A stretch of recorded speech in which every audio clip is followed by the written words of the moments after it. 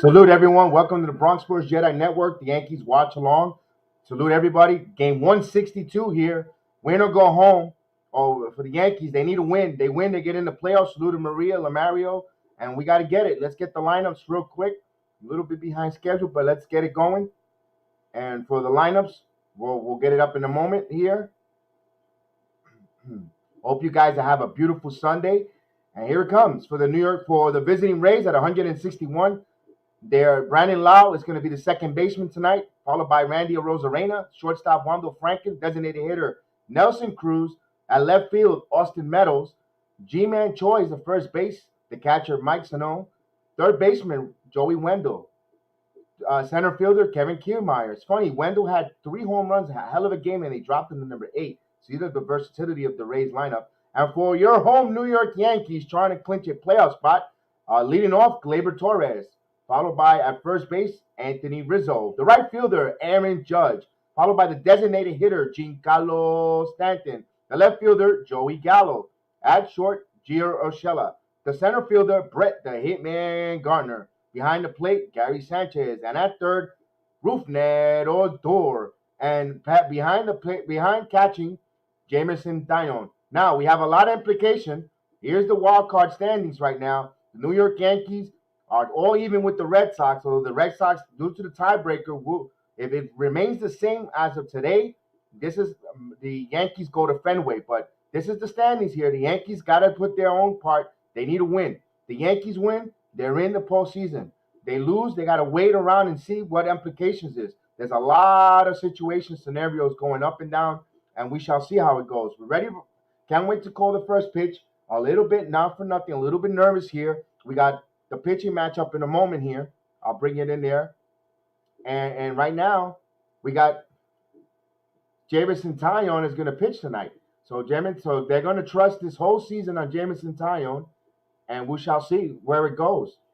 You know, he was battling some illness, and we see here Jameson Taillon, a record of 8-6 with a 4.40 ERA here against Michael Wacha, 3-5 with a 5.19. So they're going to have an opportunities here to get some runs on the board.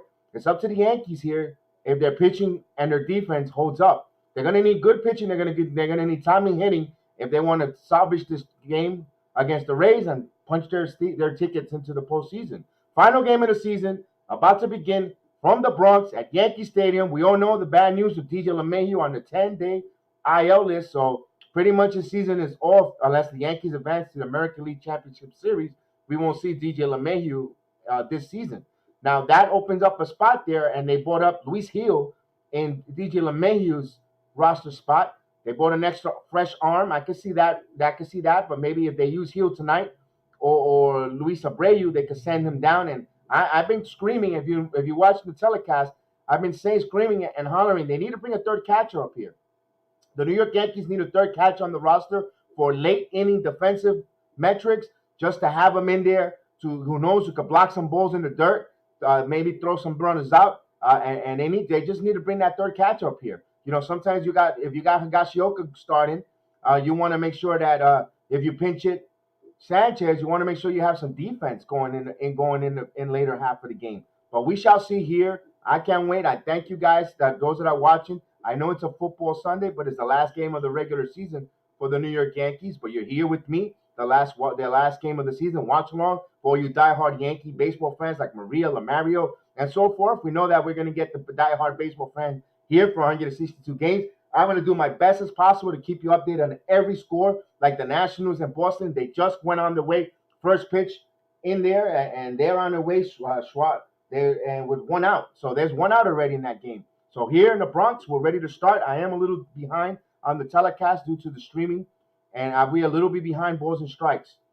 So, and Toronto, Hyun-Jin Ryu is warming up there in Toronto. So I'll try to keep you as best as possible updated. And you know how I go. So Brandon Lau, once he's ready, he'll step into the batter's box and we'll get it on the way. You know, I always put the games on the bottom there, and I can't wait. So Taillon getting his warm-up pitches. I gave you the lineup there. And I'm ready to go. I hope you guys have a beautiful Sunday, a blessed Sunday afternoon here. And final game of the regular season here. Can the Yankees continue and continue going for trying to stamp their name in the quest for 28 tonight. We shall see. It starts here. Davidson Taillon. Remember, I told you 28 starts, a record of 8-6 with a 4.4 ERA, and 141 innings with 43 strikeouts, 138. Walks for 138 strikeouts. So we got to see how he is. He was better in the second half. He got much more better. Now that ankle injury forced him to leave a little early in Toronto, but he checked it out. He looks ready to go. So a lot on that young man's shoulders. You know, he wanted to come play for the Yankees. Here's the opportunity. You want to earn your pinstripes? We go. And Michael says, we win or our season is over. He goes, I don't want a tiebreaker game. Neither do I. And we need to get a 1-2-3 cut down inning. Absolutely. And that's the keys to the game. And Michael Caputo, a staple, we got to love it. So I'm ready to go. I'm ready to start there. Thank you for joining me here. And let's get it going, my friends. Let's pass around the virtual chicken wings. And here's Lowe. He's batting .247 with 39 home runs, 99 RBIs, and 148 games and 866 OPS. He had a hell of a game yesterday. So here we go. Here's the pitch. Missed outside for a ball. Angel Hernandez, the controversial Angel Hernandez, is behind home plate. So we shall see. Hopefully it doesn't affect us here. And here's the 1-0 pitch. 2 balls and no strikes. So the Taillon immediately falling behind the count here. Runner on first with 1 out in the national game for Boston. They just got on the way. So 1 out and 1 out for Boston. Right now, 1 out. Orioles up and just started there. And here is a strike. 2 balls and 1 strike to count. So I'm going to try to keep you as best as possible updated. Those that are listening and watching along here.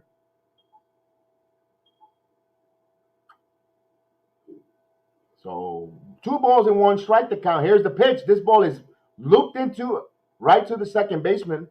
Or actually, third baseman Odor in a shift moves over to short right field. So they play the shift correctly. Now that I got there, let me give you the defensive lineup for the Yankees. Gallo in left, Gardner in center, Judge in right, Odor in third, Urshela at shortstop, Torres at second, Rizzo at first. Behind the plate is Gary Sanchez. And, of course, you know Jameson Taillon. So here's Randy Arozarena batting .274 with 20 home runs, 69 RBIs. Here's the pitch. Outside for a ball. Actually, believe it or not, could be a leading candidate for American League rookie. He didn't have enough at bats his last year, so he qualifies for American League Rookie of the Year. Here's the pitch. 1 ball, 1 strike.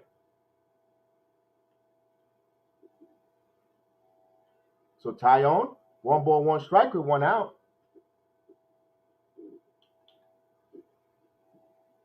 In there for a strike, 1 ball, 2 strikes.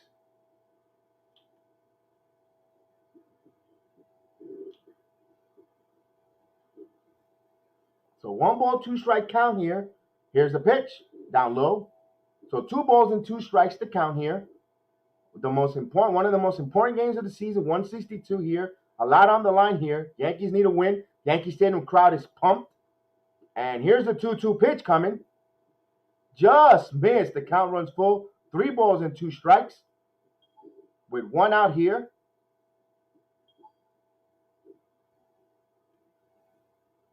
A 3-2 count. With 1 out. And Taillon taking an awful little time here. And here's the pitch. This ball is popped up. In on the infield. Who's going to get it? Torres? Or nope. Urshela makes the catch for the second out. And this brings up Wander Franco. Moves to the number 3 slot. Wander Franco batting .289 with 7 home runs, 39 RBIs.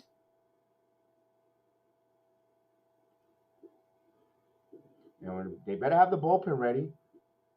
And serving home, Wandy, Green, all of them. Yeah, it's all hands on deck, Michael. All hands on deck tonight. So Franco's in there. Here's the pitch. Down low, the switch hitter, Wander Franco. Phenomenal young rookie shortstop for the Orioles. In 89 games, those are his numbers. 289, 7 home runs, 39 RBIs. And here comes the 1-0 pitch. This ball is up the middle through for a base hit. So That kid is something. What a special player. He's on board with a base hit. So the Rays are pumped. Of course they want to knock off the Yankees. So run 2 outs, runner on. And salute to A to Z. So 2-out base hit here. And this brings up Nelson Cruz, the dangerous Nelson Cruz with 2 outs here. Cruz batting .267 this year. I'll give you his full numbers when it gets displayed. And it's a dangerous at-bat here for Cruz. And here's the first pitch. This ball is up in the air to center field. Going back is Gardner. It's going to be in the ballpark. And makes the catch. Inning retired. So we go through half an inning. No runs, 1 hit. No errors, 1 man left here. We go down to the bottom of the first inning. Here comes the Yankees on your BX Sports Jedi Network. Watch along. Game 162. The final season finale here. Can the Yankees punch their name into the postseason? We shall see here. We'll give you their lineups there.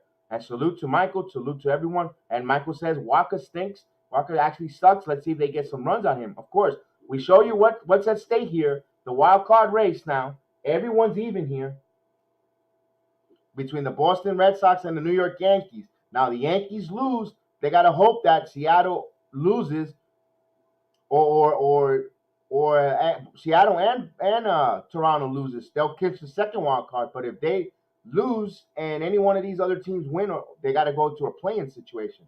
So Michael does not want a play-in situation. Neither does none of us.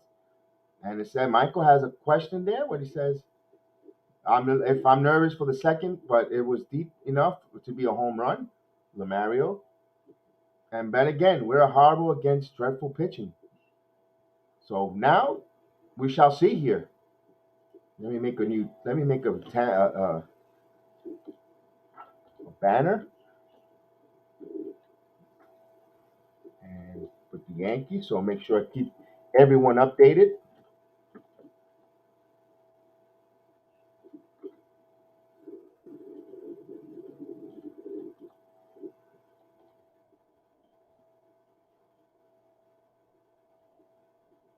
So here comes the Yankees.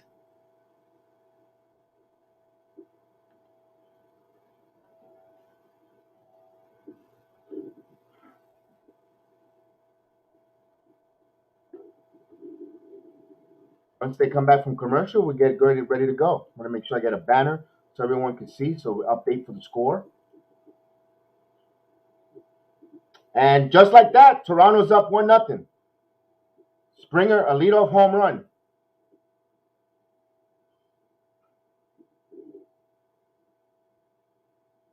So Torres, when he comes to plate, I'll let you know when he's ready to deal. Here's the first pitch of the inning. And I'm behind a little. Down for a ball. 0-2. No, he said he swung. 0-2 the count. Wow, that's terrible. So 0-2 count here. So they were too busy with showing something in the video, and we missed 2 pitches. And here's the pitch. 1 ball, 2 strikes. So I apologize that from the feed from the Yes channel. Michael Walker, he's been a journeyman there. We saw him St. Louis, the Mets, so forth. He moved around. Now he's found a home with the Rays. And here's the 1-2 pitch here. Foul out of place. So we do it again. 1 ball, 2 strikes to Glaber. 259 with 9 home runs and 51 RBIs. A 696 OBS. Looks much more comfortable, not only in the leadoff spot and at second base. Here's the pitch. 2 balls and 2 strikes to count. And we have Red Sox fans. Max Lyons, salute. Let's see if you're Red Sox. They got the Nationals. You had a good opportunity. I had a little scared here last night with Juan Soto with the bases loaded. And just missed. 3 balls and 2 strikes. The count runs full. So Juan Soto with that sacrifice fly to tie the game just missed hitting a grand slam there last night's game. So here's the ball up the middle, and the defense played perfectly, aimed and fired. So 1 away there. You score that 4-3. The Rays defensively got Meadows in left, Kiermaier in center, Arozarena in right, Wendell at third, Franco at short, Lau at second, Cho at first, and Zono behind the plate, and Walker's your pitcher. And right now, Toronto's up 1-0 on the Blue Jays. Leadoff home run by Springer. And here's Rizzo in the Bronx here in 140 games, 247 with 22 home runs, 61 RBIs, 786. Angel Hernandez is the umpire and the worst umpire in Major League Baseball. Swing and a miss for Rizzo. He's behind the count 0-1, so Michael's concerned. We were told by Robert Parr, mentioned that on Friday night's game. So he quickly mentioned that and told us about that. So here's the pitch. Hit him. It hit Rizzo, so he's on with a hit by pitch. And Orioles, right now, the Orioles, not a good start. The Orioles, they still no one out, and Simeon reached on a base hit, so a home run and a base hit, and Toronto's starting already. Here, and you got in the Boston game with 2 outs, bottom of the first inning, Juan Soto up against Chris Sale. So that they got their ace there. So they got their ace going on tonight, the Boston Red Sox. It'll be interesting to see who they face, who they put game number if they go into a playoff. And here's Judge. And here's the first pitch. This ball is grounded, and a 1-6-4-3 double play. So the Yankees hitting. Here it goes. The 6-4-3 double play. They got to do better with the man on scoring base. It's only the first inning. No runs, no hits, no error. And now we go to the sixth. We'll go to the second inning real quick. Excuse me. They're a little nervous with the game because of the double play, 6-4-3 double play. So we go now to the second inning. And Judge hits into a double play. And right now you got Toronto up 1-0 immediately. They immediately scored. Lightning. We'll go back. Now we go to the second inning.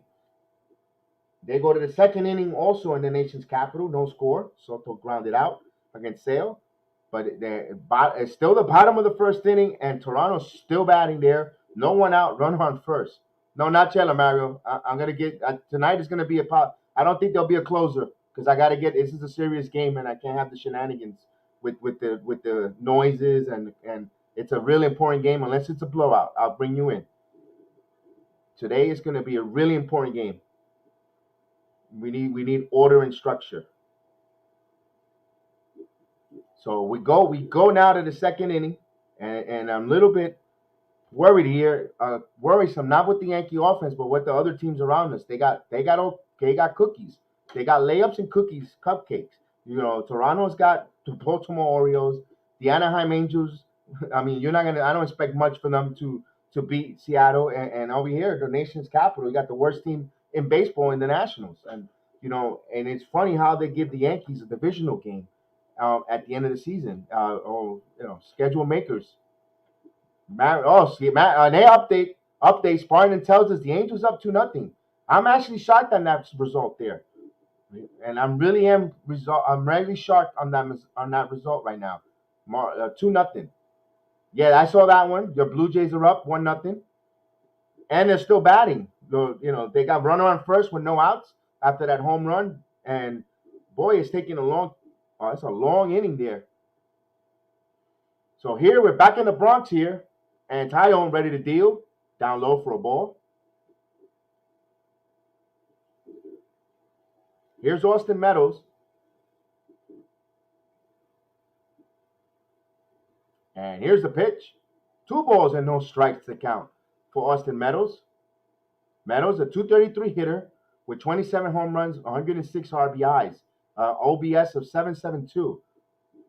Meadows, the 2-0 pitch, he's ahead of the count here. And here's the pitch. This ground ball slowly to second. Fields gobbles it up in time there for out number 1.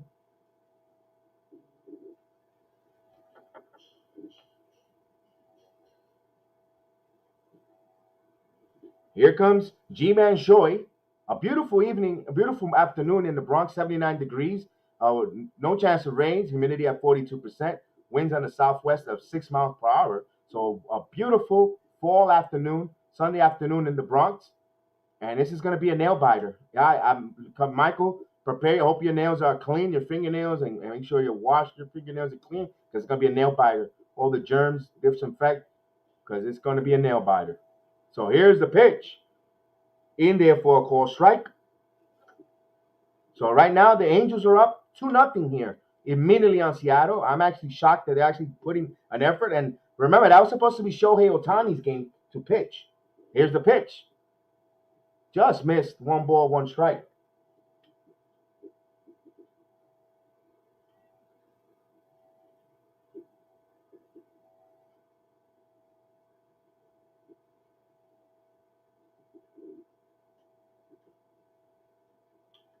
And the 1-1 pitch, down low, 1 ball, 2 strikes. Once I get this feedback for the Boston game, this is very important. Keep you guys up to date on that Boston game.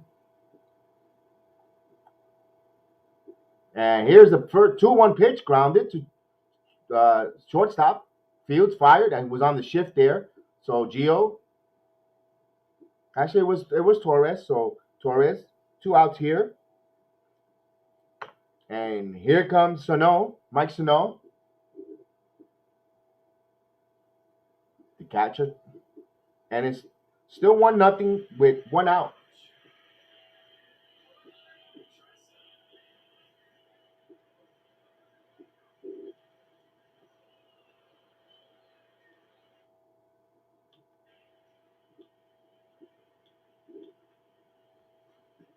So we'll keep you update on there. 0-1 pitch to Sano, just trying to keep you updated with around the league with the scores.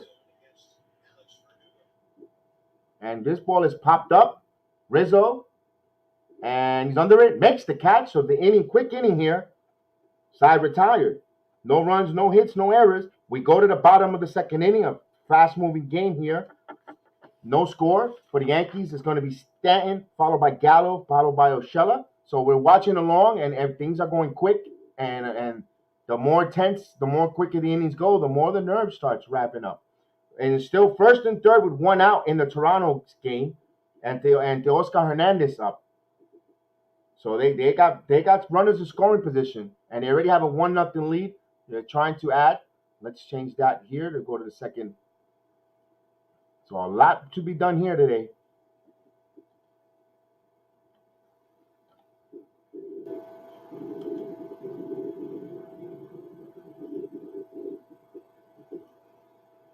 And let me see the nation's first and second with 2 outs for Boston and no score. First and second, you got Alex Verdugo up with a 2-1 count. And in the Toronto game, first and third, a 3-0 count with 1 out to Teoscar Hernandez. So it'll be interesting they give him the green light. They're already up 1-0, so look for Toronto to get a green light here. Salute to Spartan is in the chat, who's a Toronto fan as well. And he says Michael needs to score big in this game. Yeah, they need to jump ahead. And here's a 3-0 pitch base hit. He swung 3-0. So Toronto's getting a 2-0 lead immediately. So just like that, with 1 out, 2-0 Toronto. So Teoscar Hernandez with a RBI single, and they're setting up again with first and third with 1 out. So those pesky Blue Jays. So they might be holding on to from that jacket from going to the dry cleaners. We thought as the Yankees fans we send that jacket to the dry cleaners for the rest of the season, but just like that, they have a little bit of life there. So it's up to the Yankees. So LeMahieu working out and they're checking to see how's he doing. He's on that. He had a cortisone shot, the 10-day IL. And it's still the same 3 balls and 2 strikes in the national game with 2 outs. Well, actually, no outs. Excuse me. It was first and second with nobody out. I read the count wrong. Here's Stanton in there for a call strike. 0-1 the count to Giancarlo. Giancarlo, 0-1 count against Waka. And here's the pitch. It's 1 ball, 1 strike the count. So Stanton is batting .274, having a phenomenal season. Here's the pitch. in there for a strike. So it's 1-2 strikes to count on Giancarlo. A 274 hitter this season. 99 home RBIs. Here's the pitch. Down on the dirt. 2-2 strikes to count. Going to throw his 15th pitch for Walker so far. So the pitch count is pretty smooth. And here's the 2-2 pitch. This ball is hit softly in front of the catcher. Fields fires and in time. So he tried to mash it and it went nowhere. So that was a weird sequence of events there.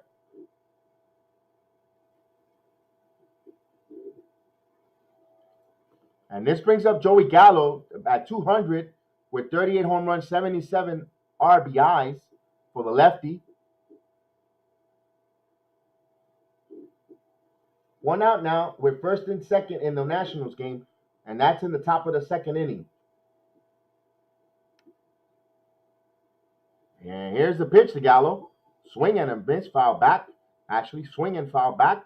0-1. I'm so used to him swinging and missing, he actually fouled it back. 0-1 to count.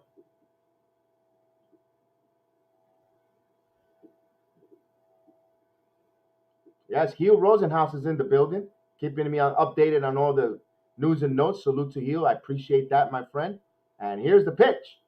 This ball is popped up to short center field, and one of the 4 outfielders conveyed and makes the catch. Wendell from third went to short right field for second out.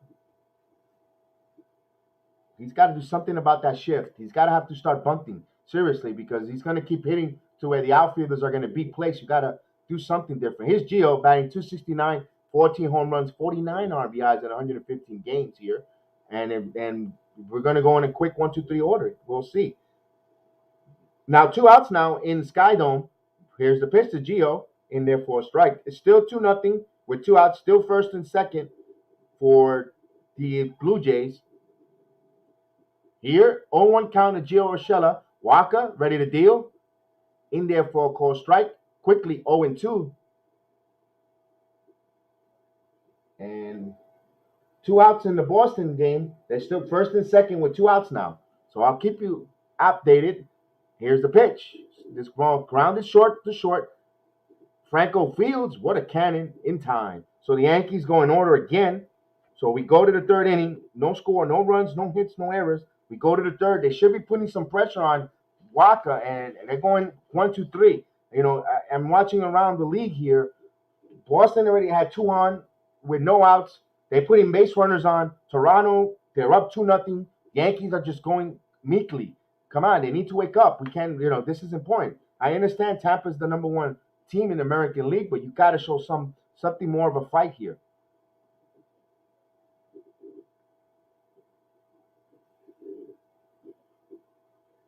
And Toronto, just like that, takes a 3-0 lead. So they're hitting hits. They're getting hits with 2 outs, key situation. 3-0 Toronto over the Blue Jays. So you'd expect the Blue Jays to really come out and really, really destroy the Blue Jays. Excuse me, the Orioles. I just had that thought. You knew that was going to happen. That was the least games that you knew that they weren't going to be a victory.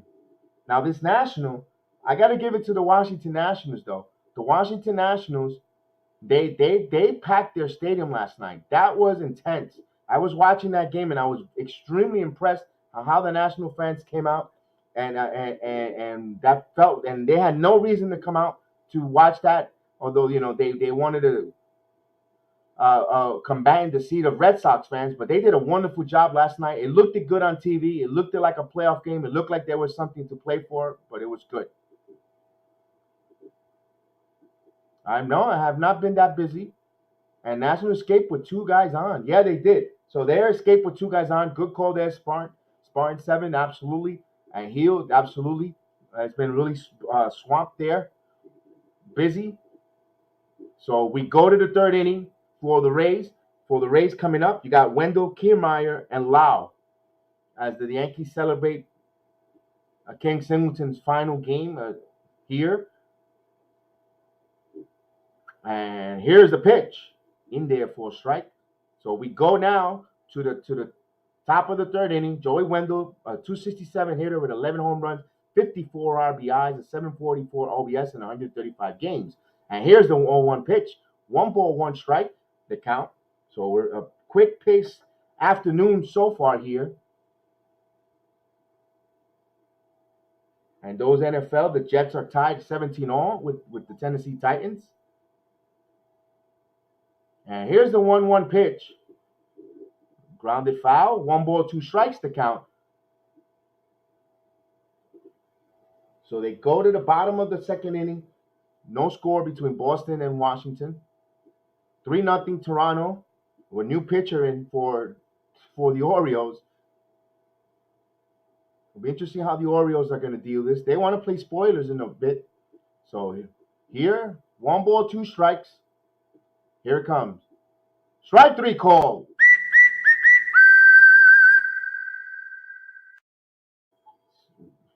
So Wendell is caught looking.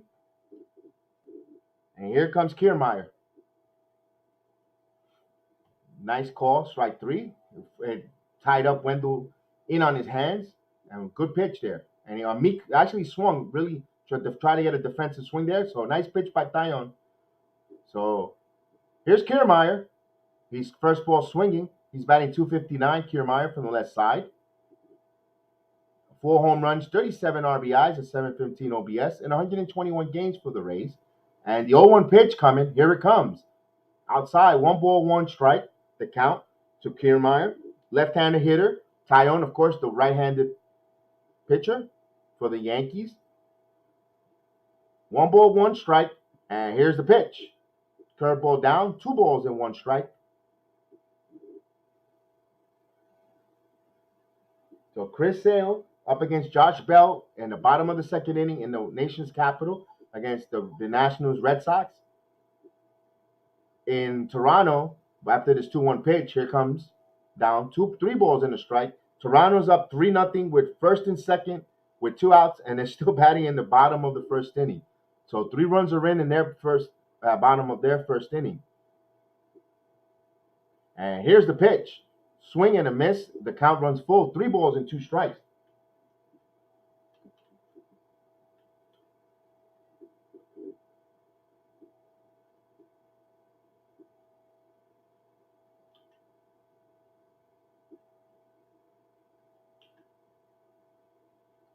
And there's a walk. A 1-out walk.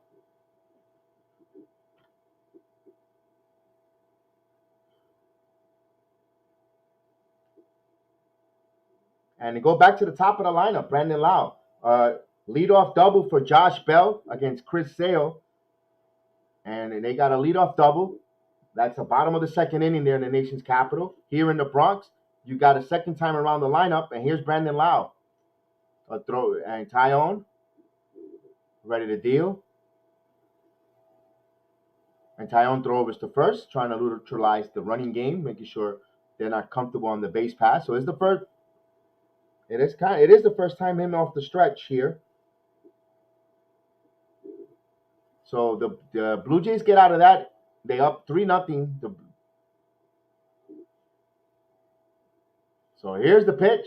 This ball is looped and down for a base hit. So even the loopers are dropping in and falling in. Everything's going right for the Rays. My goodness, bro, first and third with no out. Every little thing is going great for the Rays, and everything that could go wrong is happening to the Yankees.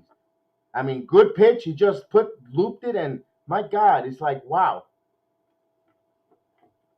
So they're set up in good position here. First and third with 1 out.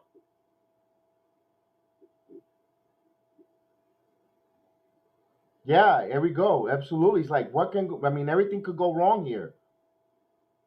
We got 1 out.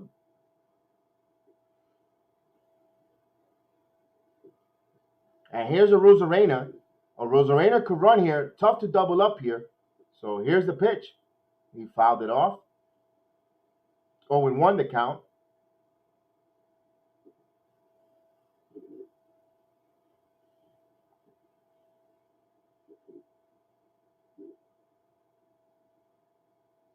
Randy's 0-for-1. Popped up his first time up. Yankees trying to get a infield pop-up double play ball or strikeout. Here's the pitch. Foul. So he's ahead of the count, 0-2 on Rosarena. Wandy Peralta immediately gets up to warm up. So Buffon is going quickly to the bullpen. He's managing for his life also as a Yankee manager. So Lau with a opposite hit that just dunked in there. Totally bad luck here. Conference call here. Gary going to go talk to Taillon. Yeah, might as well use it. You're allowed an X amount of visits. Use them. You can't take them with you. You can't use them. So this is very important. Get on the same page here. Brandon, what's going on, Brandon?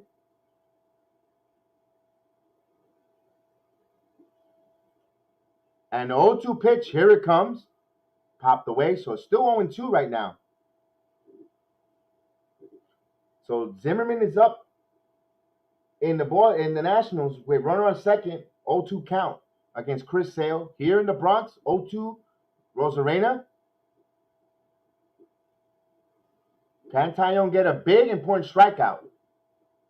We shall see. 0-2 count. Taillon sets, deals, check swing. Did he go? Yes, he did. He struck him out.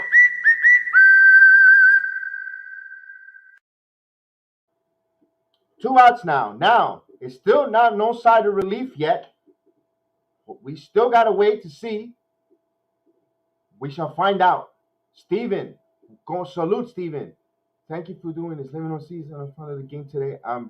You're welcome, Steven. I love the Yankees. I love watching along and doing this. Salute. Welcome to the family. If you're not subscribed, subscribe and like. I know it's the last game of the season, but we're going to be doing playoff games for the Yankees here. Yep, I might be touching the money a little early, but we'll be here. So salute, Steven. Here's Waldy Franco. He steps in there with 2 outs, runner on first and second, and here's the pitch inside for a ball. So 1-0 the count to the switch hitter, Franco, the young rookie phenom for Tampa Bay Rays, the shortstop. So 1-0, runner on first and third, top of the third inning, no score. Rays are threatening here. 39 pitch coming from Taillon. And here's the pitch. 2 balls and no strikes. So Zimmerman is retired in the Nationals. So 1 out there, runner on second, and Jody Mercer at the second baseman is up.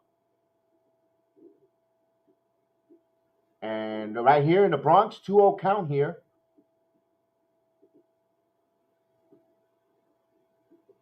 And Taillon sets, deals, got him. 2 balls and 1 strike.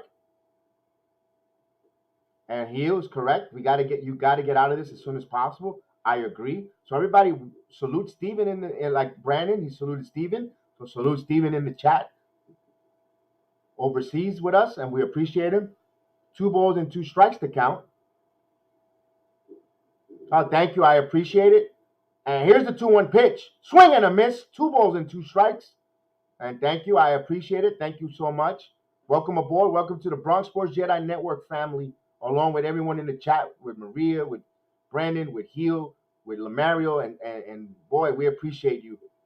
Boy, if you don't mind asking, what part of overseas? 2 balls and 2 strikes. We got Philippines in the building, Taiwan in the building.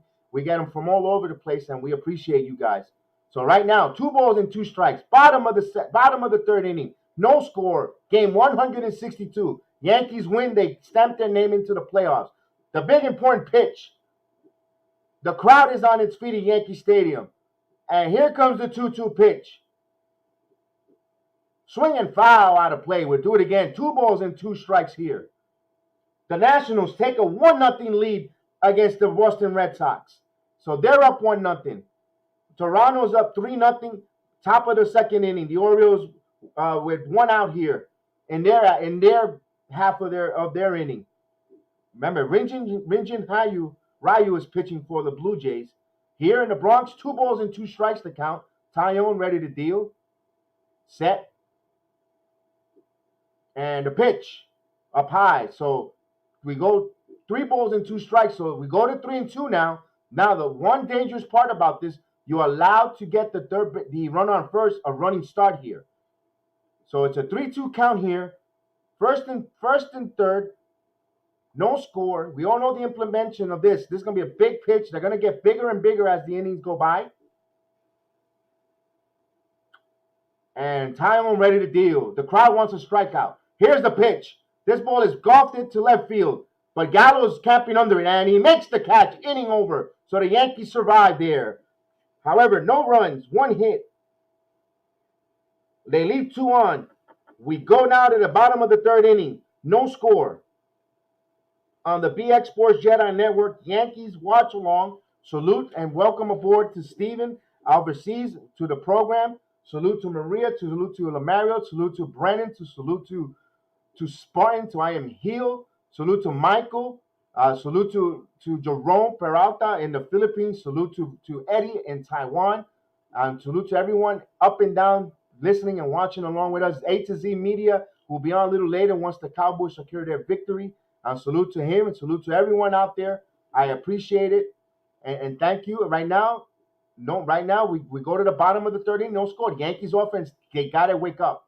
They got to wake up, put some runs on the board because you can't keep playing the Houdini and the tightrope act with this team. You got to score runs. If not, we're going into that possible playing game. But right now, the Nationals up 1-0 in their game with runner on second with 1 out. They got something cooking. Sale has given up a run here. So for the Yankees coming up, you're going to have Brett the Hitman Gardner, Gary Sanchez, Rubner Bodor in their bottom of the third inning, trying to get on the board immediately here. They go to the bottom of the second inning, 3-0 Toronto, excuse me. I wish it was 3-0 Baltimore. 3-0 Toronto.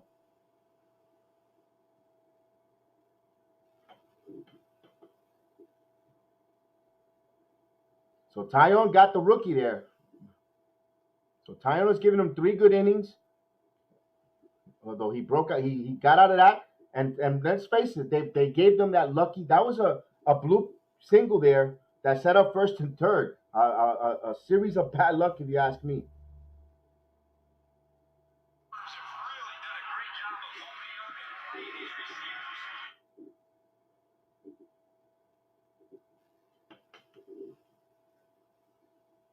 So once we come back, and here's Gardy. Gardy could be his final game as a Yankee.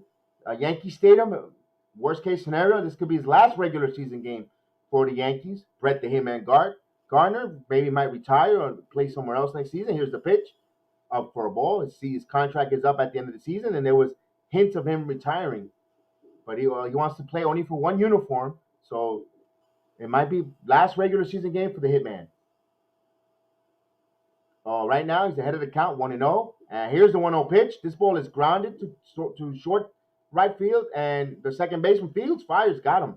So nice play there. They play the shift for the first out. Here's Sanchez.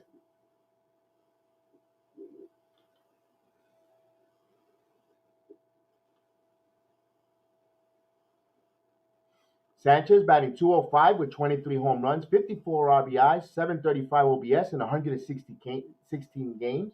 The catcher.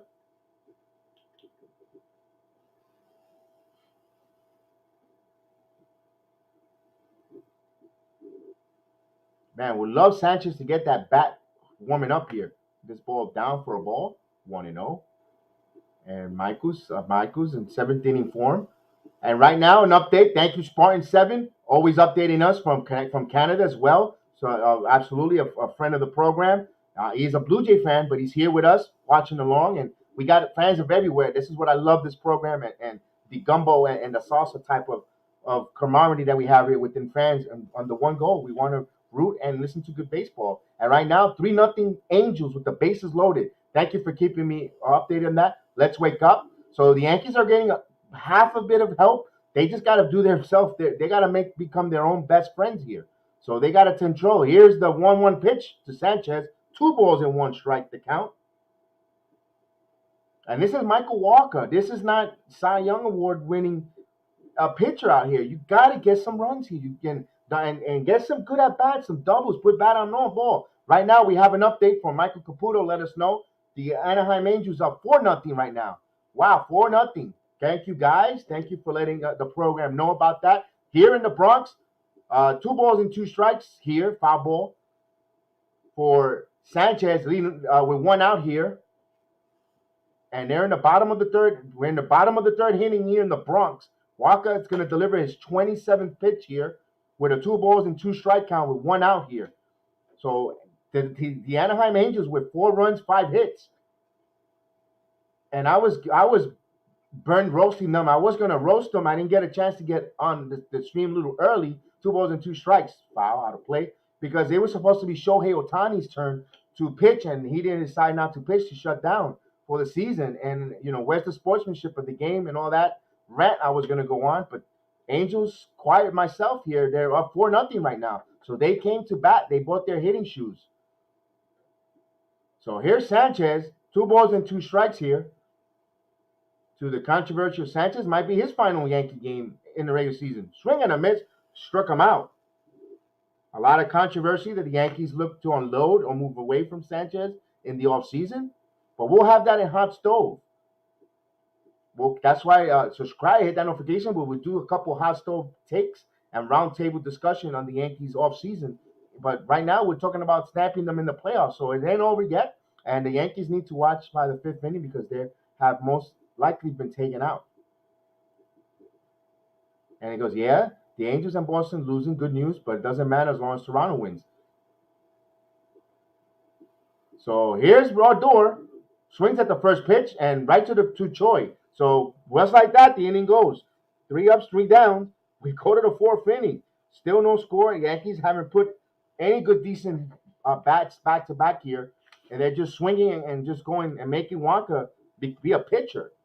They're making Wonka pitcher. They're not, they got to do a much better approach here.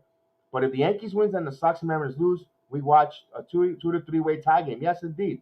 Absolutely. So right now, the Blue Jays up 3-0 and they're batting there with 1 out in the bottom of the 2nd inning here. Nationals up 1-0 with 1 out, and they're in the top of the 3rd. And I'll change the banner here because we're in a different inning.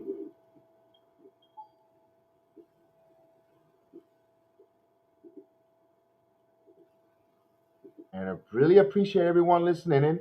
Important game here, but it means nothing if the Yankees do not do anything offensively. They got to get some runs in here.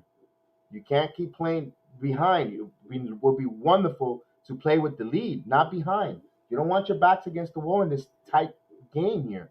So let's hope Taillon could get back quickly through this inning, get the offense back up there and wake up. We need the Yankees to wake up. This is 2 games now, pretty much, that they're sleepwalking. Or to 3 if you count Friday night's game against the Rays. Until that 9th inning, they've really been just in neutral. Again, you see this far too many times in the middle of in the first half of the season, and at stretches in the second half, they flutter, they falter, and you got to do it now because you can't wait. Tomorrow isn't promised for anyone, so you got to do it now. So Marcus Semien is up for Toronto in their inning. And now we come back from the commercial break in the Bronx here. I'll take a look at the national game. It's still 2 outs now. And Schwarber up. And he has a 2-2 count there. So I'll keep you posted. And here's the pitch to Nelson Cruz. To Taillon. Popped up. Judge. And makes the catch for a 1 pitch, 1 out there. So here's Meadows. So they got the dangerous Cruz. With 2 outs, they got George Springer's 2 for 2 right now. He's on base with 2 outs in the bottom of the 2nd inning. And here comes Boone now. And what are you doing? What are you doing? A pitching change. Taillon pitched great. He didn't really get hit much. I don't see why he's going to the bullpen.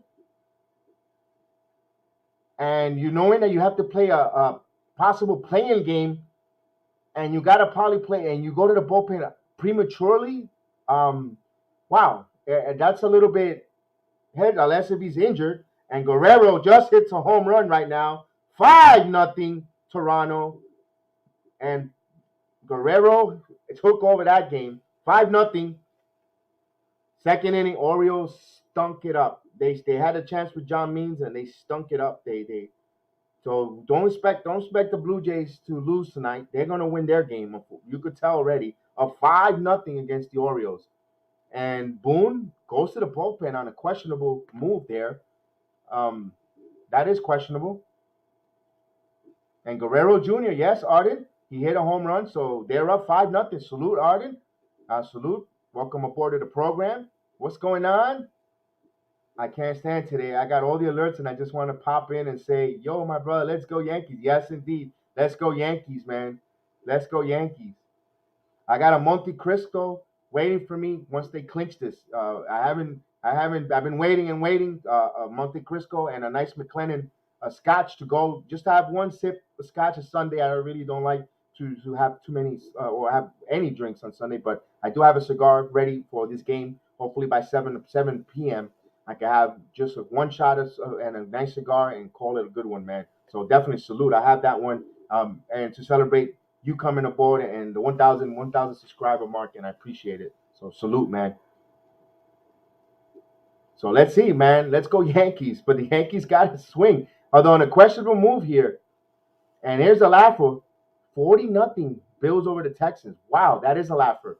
Wow. So we got Waldy Peralta in a questionable move. I think it's questionable. Let Taillon. I'm one who likes the pitcher to finish their games. So Waldy Peralta innings, finish their inning, get a clean inning. But I guess I'm not. This is the new age. And here comes Peralta with his shenanigan. Here comes a ground ball against the shift down the line. And now here's the racing pads. And he's going to second there. And he's in there. So you come in here, a guy who's been dealing wonderful. I know that's a bad look. He hit it, it was a slow chopper, turning into a double. But like you said, you take Taillon out when he has a rhythm and he's going in stride to. I mean, granted, this is another hit against the shift, but still, now you got runner on second with one out. It's just wow. I guess Boone probably has a deal with KFC Barstool or ESPN to call the games or something. He must be ready, getting ready for the broadcast booth. But as long as you don't do watch along, Boone, you don't take my audience, so don't, Here's Choi. Runner on second with one out. They played some games at the Rogers Center. Yeah, the Buffalo Bills 1-0 the count. And they're still 1-0. They go to the fourth inning, or at the bottom of the fourth inning in Nation's capital. 1-0 count here to Choi. Lefty on lefty matchup. Here's the pitch. 2 balls and no strike. This is the problem when you bring this kind of relievers in. Not throwing strikes, get rattled with a really good pitch, but it was hit. Taillon was dealing. It's just another move that just makes me scratch my head. Yeah.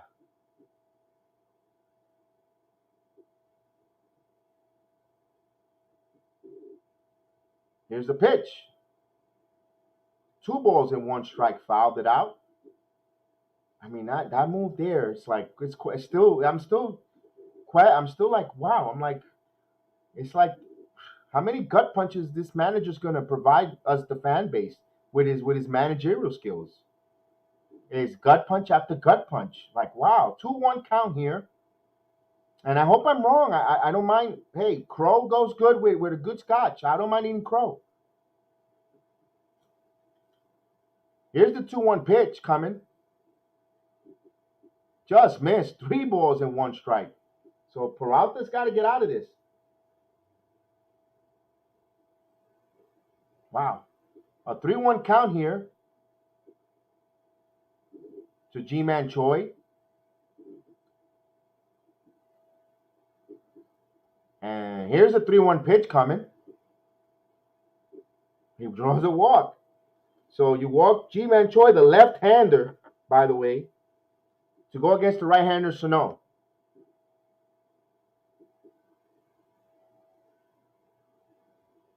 And Orioles get on the board. So it's 5-1.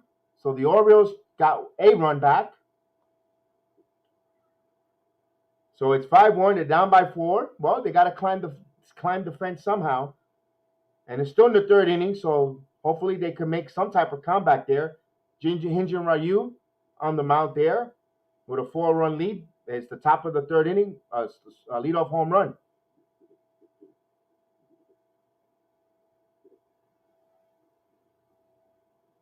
And he says, let me ask you a question. Do you play by play with the Yankees, or are you going to do the playoffs no matter who's on?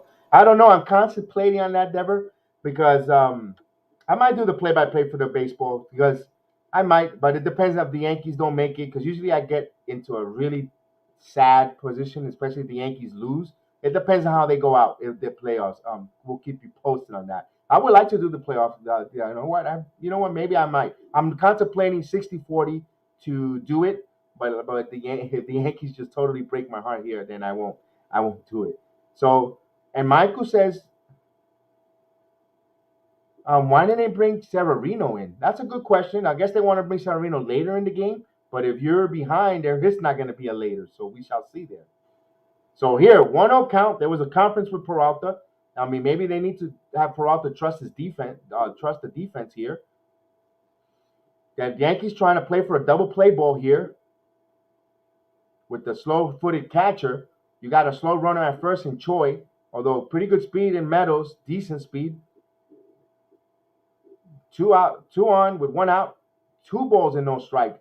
Peralta's not throwing strikes. He's got to throw strikes. You can't continue to play the tightrope game. You got to pitch. You got to throw strikes, get ahead of the count on these guys. And Taillon was wheeling and dealing. Why go for that?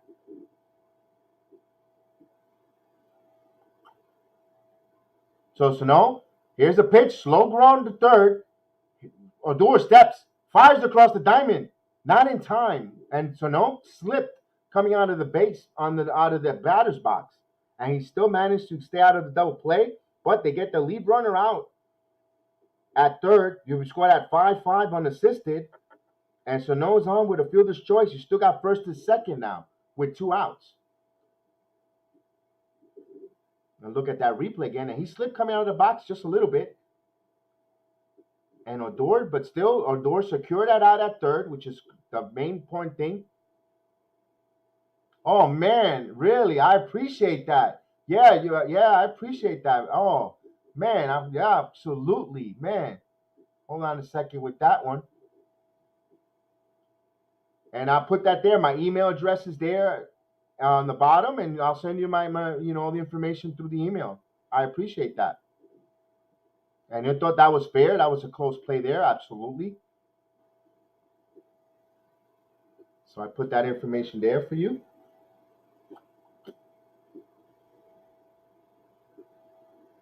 Billy Ward, salute to Billy Ward. Salute, man. Salute, Billy.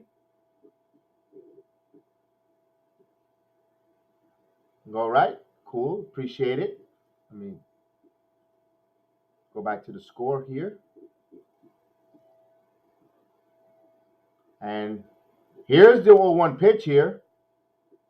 Here's the pitch. It gets by a wild pitch or pass ball, whatever the case, the usual rhetoric whenever one of these catchers are behind the plate and runners advance a base. I mean, this is something that got to get cleaned up in the offseason. This is something priority. Be honest with you, after getting rid of Boone and maybe Cashman, their next priority is catcher. They need a catcher. They need a good defensive catcher. Enough with this. Enough with the shenanigans with these balls, pass balls, wild pitch / whatever the case is. This has got to stop. We gotta. That's why I was when Mayhew said he was on the IL. They pulled Luis Hill. Yeah, we could use the extra arms, but we need his defense, and we need a defensive catcher. So here's the 1-1 pitch coming. This ball is grounded. Torres fields. Got it. Gets up. Get him. Just got him. So Yankees just escaped. But you can't be doing this every inning. Just escaping. And they're knocking on the door. And they're going to score. They're going to kick the door in. So Yankees got to come up with some offense. There are no runs. The Yankees are being no hit right now. So we go now to the bottom of the 4th inning. No score. And there's a lot of tension. There is a lot of tension here. Yes, there is, I am Heel. A lot tension. So it's 5-1. They go to the bottom of the third inning with Toronto up. Yankees are surviving. They're barely surviving here. And right now, runner on first, bottom of the third inning. Nationals up 1-0. Nationals have a runner on first with no out, with 2 balls and 2 strike count. And the Nationals are really giving it to the Red Sox. They're giving them a lot that they could chew. Although they're only up 1-0, they need to tack on some more runs. And right now they got first and second with nobody out, and they got something cooking here. The Washington Nationals, first and second, no outs. And they got pitch count for Chris Sale at 50 pitches. So we go down to the bottom of the fourth. It don't means nothing, Ugats, if the Yankees do not do anything themselves. They gotta do something. They gotta produce here. And for the lineup coming up, we turn it over for the Yankees. Let me get the Yankees in here. Coming up for the Yankees, the top of the order. They get their second look around on Wonka. And it took them 4th inning to get a second look around. That's not good. The Yankees got to come up with some better at-bats here. Put the bat on ball. Get there. If you get I haven't got a 3-ball count at all. So 4-1 now. The Mariners quickly came back and scored a run. So they're down 4-1. They're down by 3. That's in the second inning. So there's plenty of baseball left in that game. So just because they jumped on a 4, they are Anaheim, by the way, and they're up. Just because they are 4-0, I don't think a lead is safe there.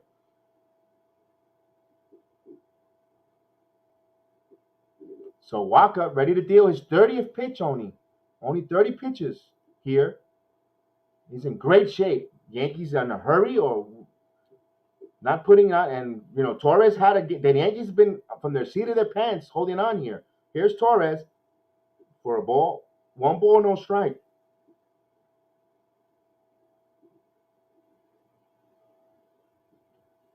And here's the 1-0 pitch. This ball is lined up the middle for a base hit, so the Yankees are on here with a leadoff single. Hopefully they wake up, they get their butts awake here. So Torres is on with 1 out, with no on, leadoff single, and here's Rizzo. Oh boy, G-Man Choi looked like he didn't get enough sleep. You can see the bags under his eyes at first base.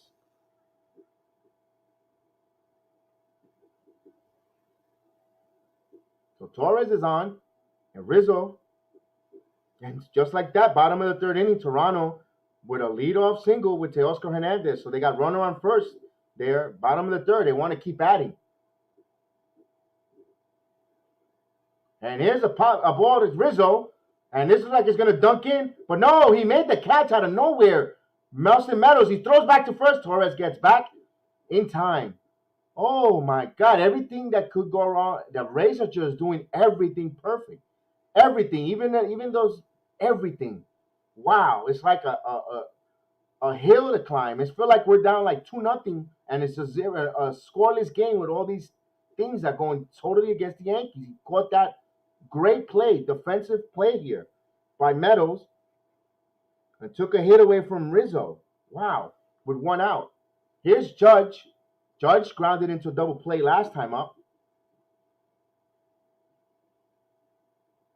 In there for a ball. 1 ball, no strike. The count to Aaron. So in the national game, you got Juan Soto up with first and second, no 1 out. So they got the right hitter up there for the Nationals against Chris Sale. Although lefty on lefty matchup, that's a tough matchup there. Here in the Bronx, 1-0 count. Walker throws over to first to make sure Torres doesn't go anywhere. Although Torres has been running lately, sneaky speed. And Soto just missed hitting a home run foul. So 2 balls and 2 strikes there. Almost put the Nationals up by 3. Here in the Bronx, 1 ball, no strike count. And here's the pitch. Did he go? No. So it evens the count. It's 2 balls and no strikes. That was a close pitch there. Judge needs a double here. Michael wants a double.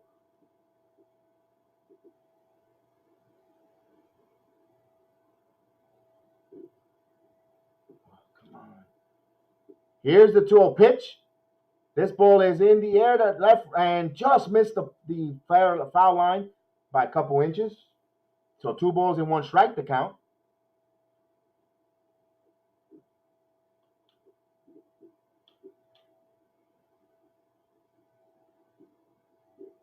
So 2 balls, 1 strike. Runner on first is Gleyber with 1 out there on a spectacular play by Austin Meadows to keep that from the Yankees having 2 on with no one out.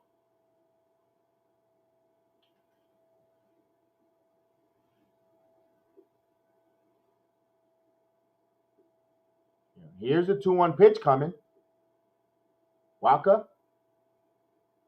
Here's the pitch. Let's go foul out of play. Yeah. Just for us, it's just foul. And if it was been the Rays, it would have just touched the chalk by the chinny chin chin. Soto strikes out. Sale got Soto to strike out there. Big strikeout and got their best hitter. Wow. I didn't know Soto. Wow, boy, he's going to fit really good for the Yankees once he comes to the Yankees. Now the Mariners cut the deficit 4-2. I knew it. It was too early to be to think that the Mariners would cook 4-2 right now. Here, the Yankees, no score here. It feels like everyone that that's trailing are winning. And even if Mariners are down 4-2, it feels like they're winning for some reason. So 2 balls and 2 strikes, and Judge. And here comes the 2-2 pitch. Swing and a miss, struck him out. Wow. They're making Walker turn back the clock here. Wow. Wow. Walker strikes out Judge. Not good for the offense. This is not, the Yankees cannot pick the time to get it stuck in neutral offensively. They need to put the pedal to the metal. Wow. So now the bases are loaded with 1 out for the Nationals. And Ryan Zimmerman, who I think is going to retire, or he's finally calling it last game as a Nationals, because boy, the National fans have come out and drove 0-1 count to Stanton, and that stadium is packed. So salute to the National fans for coming out and supporting their team despite not going anywhere. Here's Stanton, 0-1 count. Here's the pitch, popped up, foul, and is it going to stay in play? Choi misses it. My God, we're seeing these guys. I wonder if it's because of the netting that these guys are more hesitant to try to catch these foul pop-ups. I never seen the worst attempt by any major leaguers, not just Yankees, not the Red Sox. Now you saw Choi. They're very nonchalantly going and worried about getting injured possible on these pop-ups. Could it be the net? That netting before, when there was no netting, we didn't see this come up much often. So Stan has another life. They need to take advantage here. You get an extra time to bat. You got to cash in. Here's the 0-2 pitch coming. Here it comes. Up high. 1 ball, 2 strikes to count. So 3-0 count on Zimmerman with 1 out. Bases loaded. So 3-0 count. And here in the Bronx, a 1-2 pitch to Stanton. This ball is swing and just foul. So we'll do it again. 1 ball, 2 strikes to count. Toronto has runner on third with 1 out and 1 ball, 1 strike there.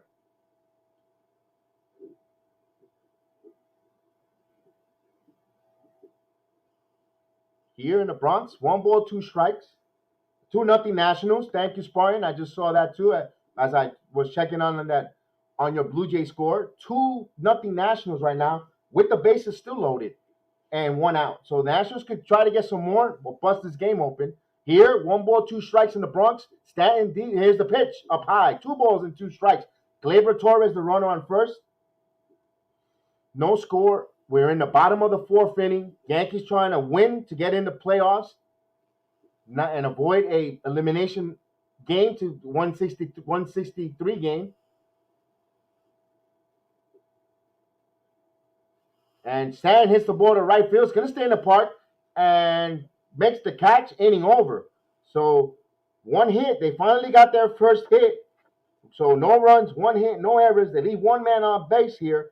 We go to the 5th inning. Still no score, but you can't keep playing Houdini. And we saw that Yankees are in the bullpen already. We thought the Rays would be early in the bullpen because they had nothing to play for, but the offense is no life to it. They're dead. They're stuttering. Toronto right now, you got Espinal Santiago with a 3 balls and 2 strike count, and he walks. So 1st and 3rd with 1 out for Toronto. And they go back. If I believe they go back to the top of the lineup again with Springer. Springer is 2 for 2. So right now the Blue Jays are trying to continue to blow this game open. That's what you do here. Yes, Dever, we do. I belong to a channel called Knicks Real Talk, but we'll be doing the basketball watch along here. Knicks basketball centric, but and also the Orlando Magic's possibility. We'll probably do both here. And we do MMA. I do MMA every Thursday nights. We do an MMA program on here on the channel. We provide that, and also we got a football roundtable discussion. No watch along yet because the Yankees been the number one priority here. But yeah, we do this every Thursday at 8 p.m. We have the MMA talk. We do MMA, boxing, combat sport, wrestling. It's all that one package with my son, Chef, and also Chef Dan. We do all that talking and all that fighting, and we love that. We do the watch alongs as well. We did it for last UFC 266. We had the watch along, and and Tyson Fury fight. We're gonna have that watch along as well. So if you can't afford the or don't want to spend the money, because I don't blame you, on the pay-per-view, it's a little bit expensive. We'll have the watch along. We'll break everything down and tell you what goes on with the Tyson Fury fight. I can't wait for that. I'm a big Tyson Fury fan. And also we do all the combat sport. We have Bellator's heavyweight, big sexy Billy Swanson on the program live. We're gonna have some more guests from the MMA world, so we'll definitely have some more breakdown. And we love MMA here. This is the home of the MMA fans for a fan. So that's what we pride on that. But right now the Yankees is giving us a lot of success. So thank you to you guys, and also the MMA. The MMA has been our number one staple, bread and butter, and we do the basketball. 0-1 to count. Yeah, we do that, and don't forget, and Ranger hockey. If I get the right person to do the hockey, they'll come along and we'll have even the hockey talk. Here's Peralta pitching again. Here, 1-1 to Kevin Kiermaier. So this could be Peralta, and then the bullpen again. And right now, final in overtime, the New York Giants beat the Saints 27-21. So the Giants get their first victory. Swing and a miss. 1-2. So salute to the Giants. The Giants are on the board. They're 1-2. All right, the New York Giants, a big victory that no one expected to beat New Orleans in the Saints, and in the Metrodome, and in the dome, and he struck him out swinging. So let's get the whistle going.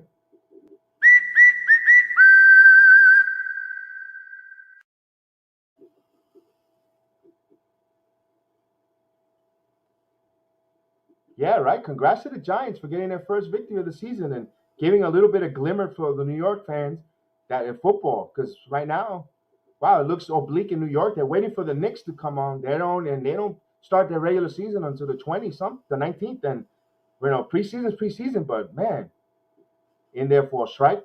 Here's Lau. He's ahead of the count, 0-1. So Peralta could give them some good innings here and nervous time. Here's the pitch. Down 1-1 the count. I'll look around in the Boston game. It's still up 2-0. And it's still 5-1 in the Sky Dome, Rogers Center. Here in the Bronx, no score. Here's the pitch. Did he go? He did. 1-2 the count. Umpire called it. Adrian Hernandez. We're in the 5th inning. No score. And make sure I get the right lineups in there. 1-2. Peralta is in relief for Taillon. Here's the pitch. 2-2 to count. So thank you for joining me this Sunday afternoon, the final 162nd game of the MLB season. There's a lot to be played for, a lot of watch along or scoreboard watching for all the different teams for obvious reasons. Yankees, they just got to win to get in. And swing and a miss, struck him out.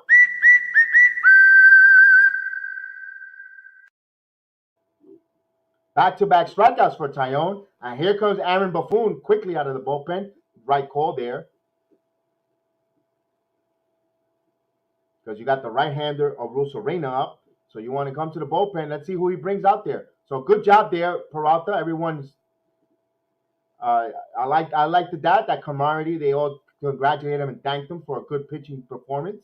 And of course, the Giant fans, salute to them and winning their first game. So now it'll be a happy week for the Giants. Giant Nation. Big Blue, stand up. You get your first victory. So 2-0 there, and Boston's up. So they only got to score that extra run, and Springer hits a monster shot, and this game is blown wide open. Grand slam for Springer, 9-1. So, hey, if I'm the Orioles, I'm checking to see if there's any banging around with noises because, man, that is too out. That's too. He had 3 for 3, 2 home runs. I don't know. I'm not saying nothing, but wow. But congratulations to you guys. Wow, 9-1. Toronto is mashing.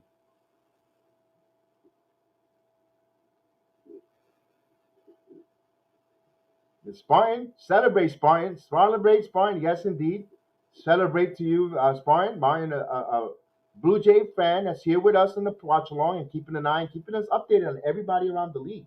So salute to him and the Boston Red Sox, just like Cat, cut the lead to 2-1. Devers hits a home run. It's like I said, even though these teams are ahead currently, it feels like they're winning because they look like they have the offense to actually do something while we're here stuck on neutral and we're playing the Rays, and it's like, oh my God, it's like we're stuck on neutral. It's a little bit nervous time. I am a little bit concerned. With especially where we at in the inning, we're in halfway through the game, and only got one hit, and really no one has passed second base. So here's Clay Holmes is going to come in. Yeah, as long as the Yankees win and the Red Sox lose, we're good. Yeah, I agree with that. So Peralta, everyone's thanking Peralta for a good job done there. But guys, forget about the celebration and thanking him. Let's get some runs, man. Then you could thank him. Right now, Rosarena in there for a strike against Clay Holmes. Clay Holmes there, record 67 games. He has an 8-4 record, a 3.71 ERA, 68 innings. He has 28 walks, 76 strikeouts. He's given up 5 home runs. The tough luck loser of Friday night's game. And here's the 0-1 pitch. It bounces. 1-1 strike. Yankees need runs. The Yankees need runs. That's what counts. They need a lot of runs. They need to come out here and score runs. We need a huge inning coming up. I mean, we need a run, one of those runs with innings where they bat around and 6 runs are in and just just start closing because, wow, everything here is getting tight. 1-1 strike the count in there for a strike. They need to score because do you trust the Nationals to hold a 1-run lead against the Red Sox? That's no. I don't even trust the Angels to hold a 3-run lead. Now it's a 2-run lead against the Mariners. Here in the Bronx, a 1-2 strike count. And here comes the pitch. Swing and a miss, struck him out. So Holmes come in here and gets the job done. No runs, no hits, no errors. We halfway through the game. We go to the bottom of the 5th inning, no score. Yankees, no runs, 1 hit. The Rays only has given 3 runs. So they had plenty of opportunities with base runners and traffic. The Yankees haven't had anyone past second base all game. We need to start getting some extra base hits. We need to get hits, good at bats, extra base hits for the Yankees coming up. Gallo, Urshela, Gardner, and Sanchez. Now, if you're Gallo and you see that ridiculous shift where they're putting 4 outfielders out there and they're leaving you all that left side, you got to start bunting. I'm sorry, my man. You did it Friday night. You got it on, but you got to do it now. We need base runners on. We need you to get on. I don't care about the launch angles. I don't care about trying to, you had half a season in the Yankee uniform to take advantage of the short porch. You haven't. So now you're going to have to start bunting and getting on base, my man. Because enough with the swing and the miss, enough with the golden sombreros or the hat tricks and all that. You're batting 200, my friend. You're gonna have to bunt, get your way on. You see that shift, that whole left side open. You bunting, man. You bunting. You pushing that ball. Do whatever you need to do to get that ball on the ground on that side because that swing and a miss isn't really helping us. It's not. We're not benefiting from it. So hopefully Gallo could start off and get on base, man. That's going to dictate if the Yankees are going to score runs here. His at bat here, in my opinion, is going to dictate if the Yankees are going to score something. If he swings and a miss, is they're going to go 1, 2, 3, or I don't have any confidence. I'm right with that with this inning to set up. So we'll look at the Boston Red Sox. Top of the fourth, 3-1 count to, and Redford's on deck. Devers homered to a Verdugo. Verdugo hits a base hit. So here comes the Red Sox. I mean, this is what I'm telling you. You got to take care of you because you can't count on these lower echelon team. Oh, they got Verdugo in a rundown. Terrible play there. And they got him in a rundown. Let's see what Verdugo could do. Verdugo's fighting his butt off, and he's tagged out. So terrible play there to help the Nationals there with 2 outs there. Here's Gallo, and in there for a strike. I would love to see the defensive shift, and they're doing it. Well, they played it smart. They got the third baseman in on the grass. So they played the defensive. When me speaking about it, they must have heard it. Here's the pitch. Swing and a miss quickly, 0-2. This is what frustrates me with this man. This is what frustrates me, and I'm really frustrated. Why did the Yankees trade for this guy?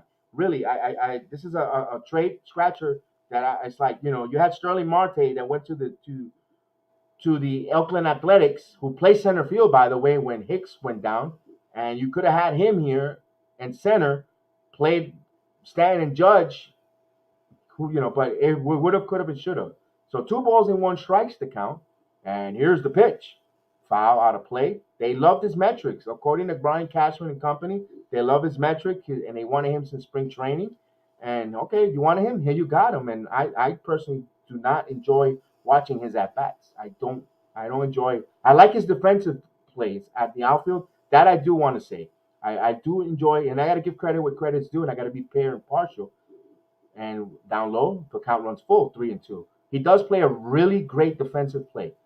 Left field, he does that. He does. He cuts the ball off. It's that, although he dropped a couple pop-ups in Boston, simple stuff, but he does cut the ball off. But I don't like this offensive approach. And here's the 3-2 pitch.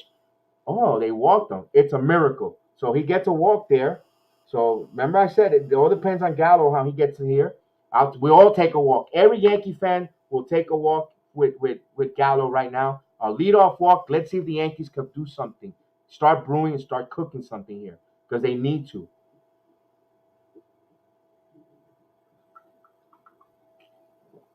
Here's Gio, 0 for 1. He grounded in the first inning. Now you can't ground into an inning killer of a double play.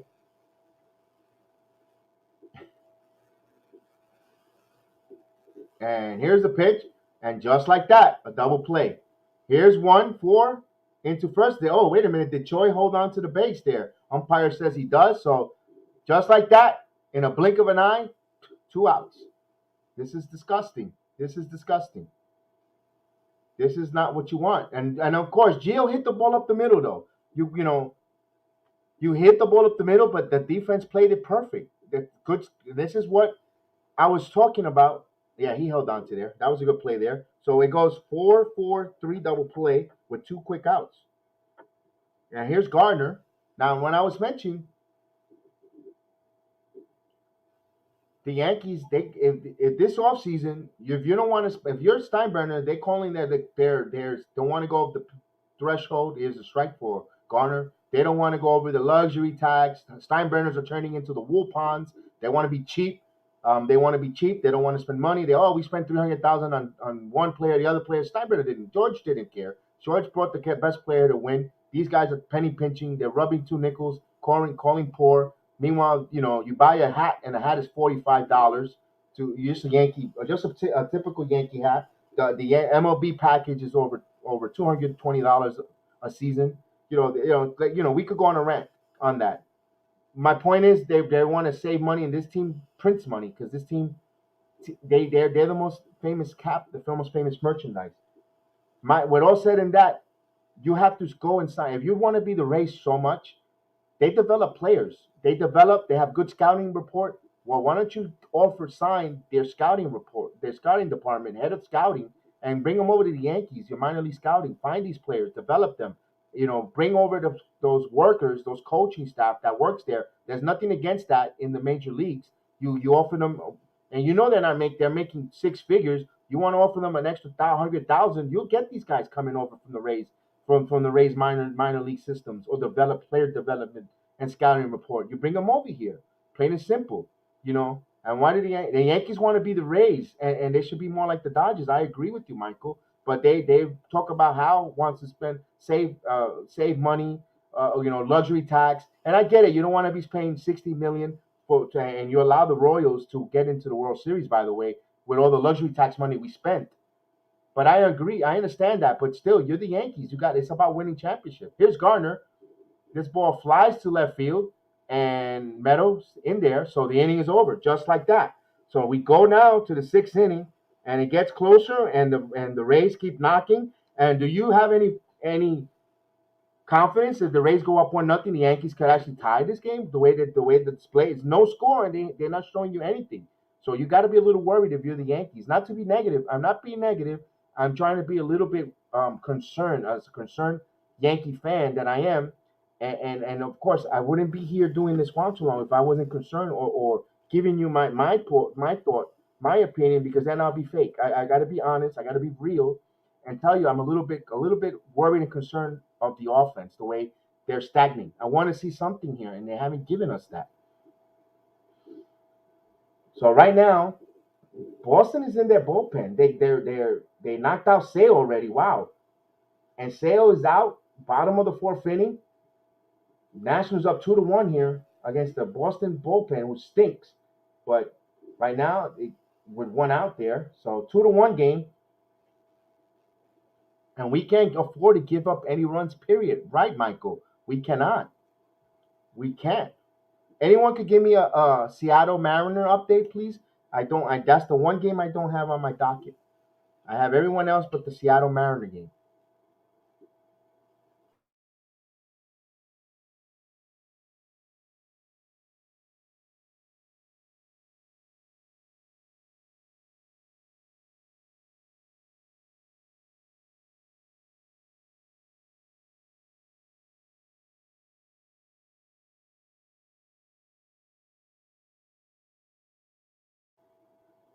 Thank you, Brandon. 4-2 right now. Okay. Thank you. And the Yankees should be up 2-0. So there might be an injury there.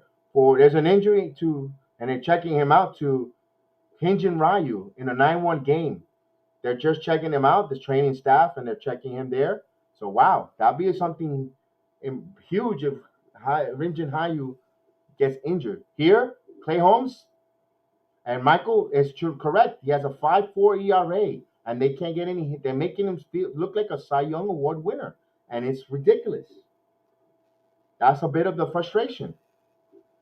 So here's Franco in there for a strike. So Clay Holmes, you got Chad Green warming up.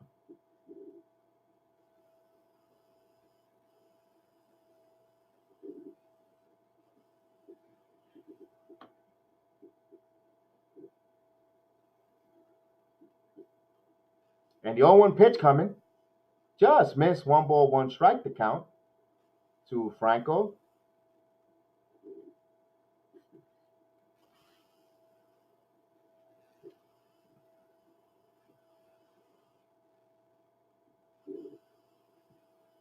One ball, one strike. Holmes, ready to deal, fires. 2-1 strike to count. Franco leading off.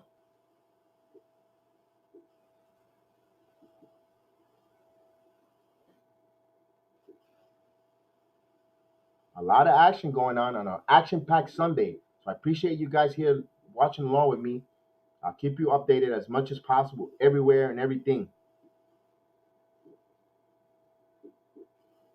2-2 strikes to count here in the Bronx.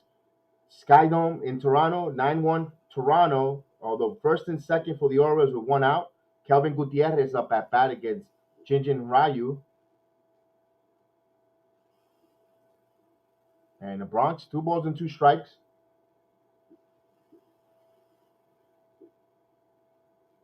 Here comes the 2-2 pitch from Clay Holmes. And they foul it off. In the nation's capital, got the pitcher up. I believe there's one out.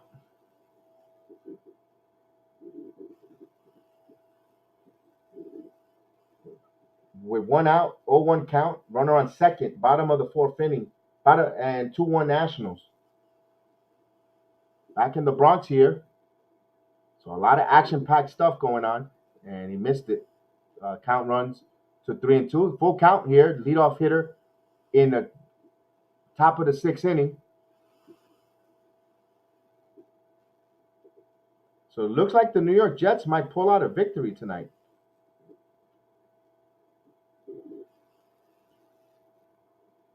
Here's a 3-2 pitch coming. Very important 3-2 pitch here. And pops up. In on the infield. Torres is calling. Torres makes the catch, so for 1 out. So they get Franco to pop up for the first out. Here comes Nelson Cruz.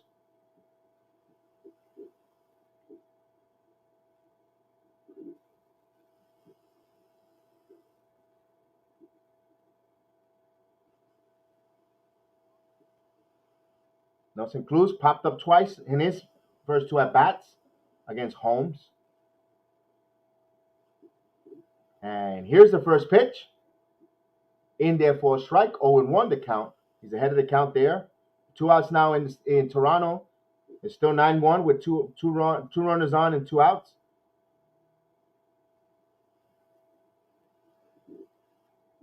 Here, the 0-1 count. 1 ball, 1 strike to Nelson Cruz. A slider up high.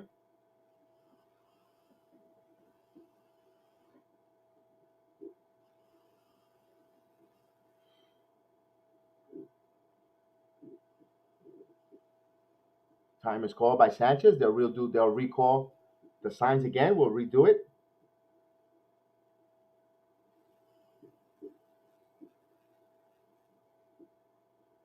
Here's the 1 ball, 1 strike count. Holmes ready to deal. Grounded in between Odor, cuts it off. Fields fires in time. Although Cruz doesn't run, but nice play by Rougned Odor. So for the second out.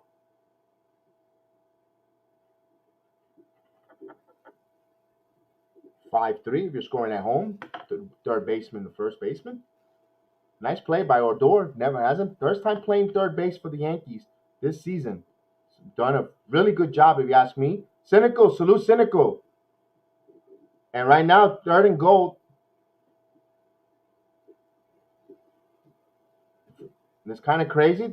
The Jets got 3rd and goal. Their plays on the review, unless if I'm behind. But the Jets look like they're going to beat the Tennessee Titans. And Cynical, salute, man. And Maria can't wait for the Knicks games. Yeah, you know what? I didn't know you was a big Knicks fan. Salute. Salute, Alex Coquito. Salute, man. Good evening. Stay healthy, happy. Got an interview at 6:40. Oh, absolutely. You know that. You know I'm there, Alex. Alex's channel, I always subscribe and I always check out his content. To Alex, one of good friend and of the program, and definitely enjoy his content. So I can't wait then later tonight after the stream. I will catch your interview, my friend. Thank you so much. I appreciate it. So we go out. Is there a pitching change or what was the deal here?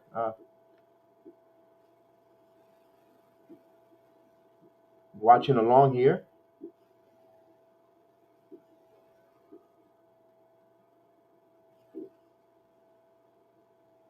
Let me see what's going on around the league there. Everyone's in commercial break. So everyone's in a commercial break here. And Spartan's telling us Cardinals are up 7-3.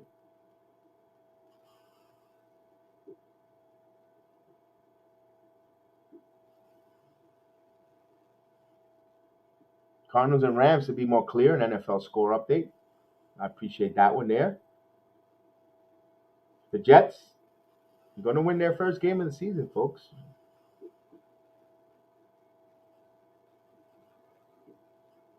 And the Jets win 27-24 in overtime. Yes, indeed. On a field goal.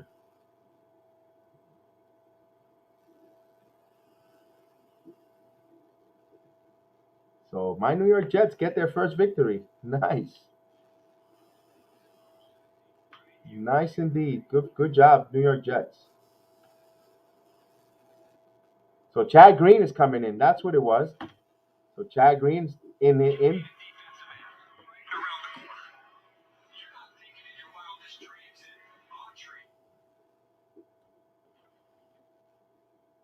So Austin Meadows against Chad Green. This ball is foul out of play. 0-1 count.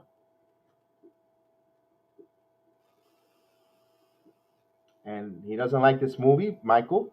A little worried. And the Cowboys beat the Panthers. How about that? Z will be giddy and happy. His Cowboys beat the Panthers 28-36. Wow. Here in the Bronx, 0-1 count here. Here's the pitch. Up high, 1-1 strike. And all this is coming from Spartan, who's live in Ontario, Canada. And, of course, an Ottawa Senator fan.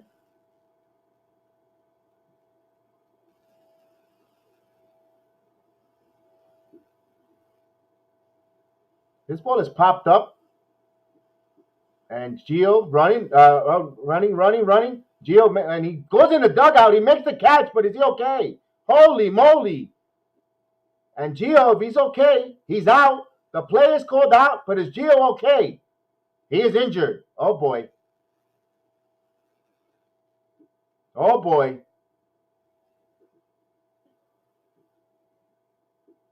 Oh, boy.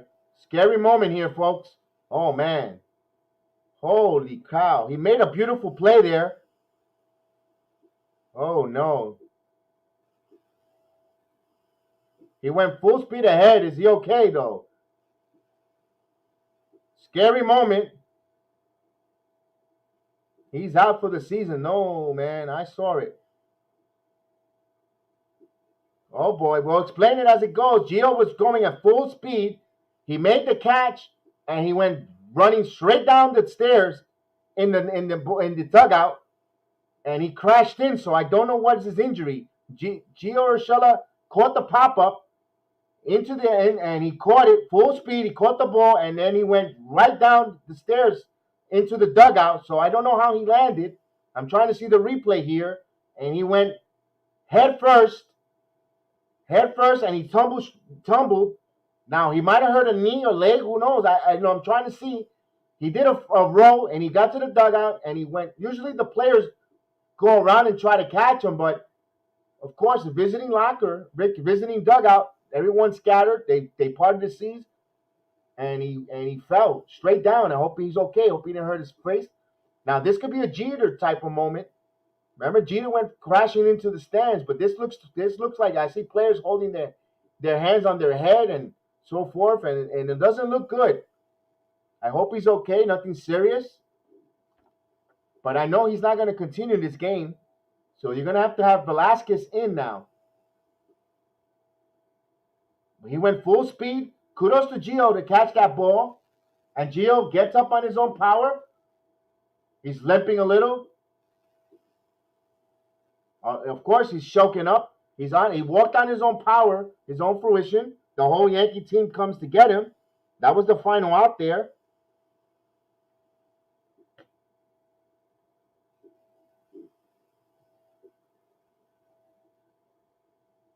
And he's walking gingerly, a little limp.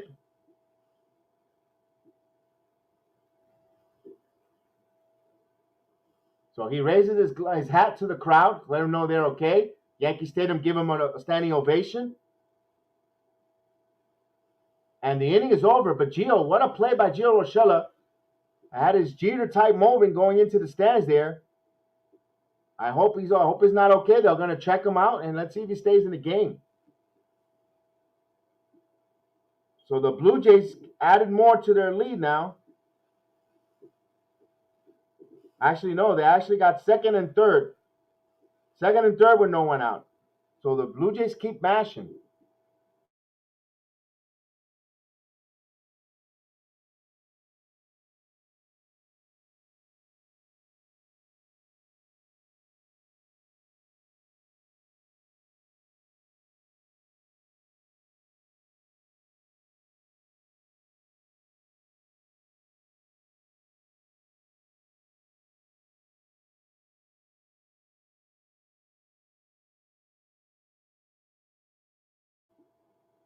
Spartan, it was Gio Urshela, not Rizzo. Gio Urshela was the one that went tumbling there. Rizzo's fine. Rizzo wasn't near the play. It was Gio Urshela. He went in there and he made the catch and held on. He hanged on. So that was first and foremost a really scary moment for the Yankees.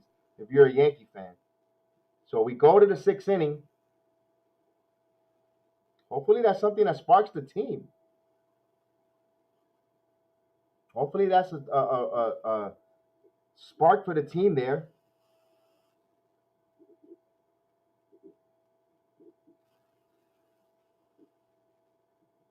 As I try to look around, make sure everything is going smooth.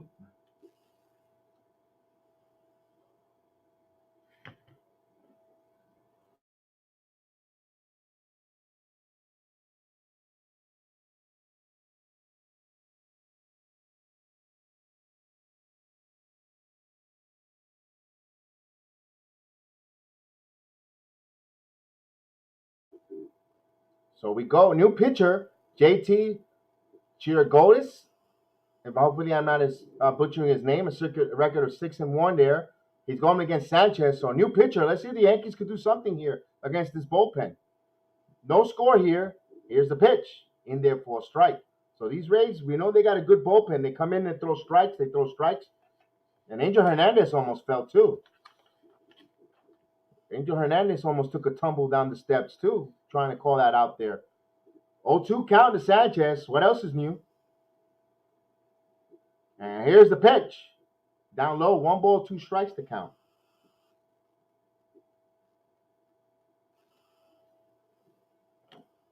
You need some runs, guys. Need some runs here.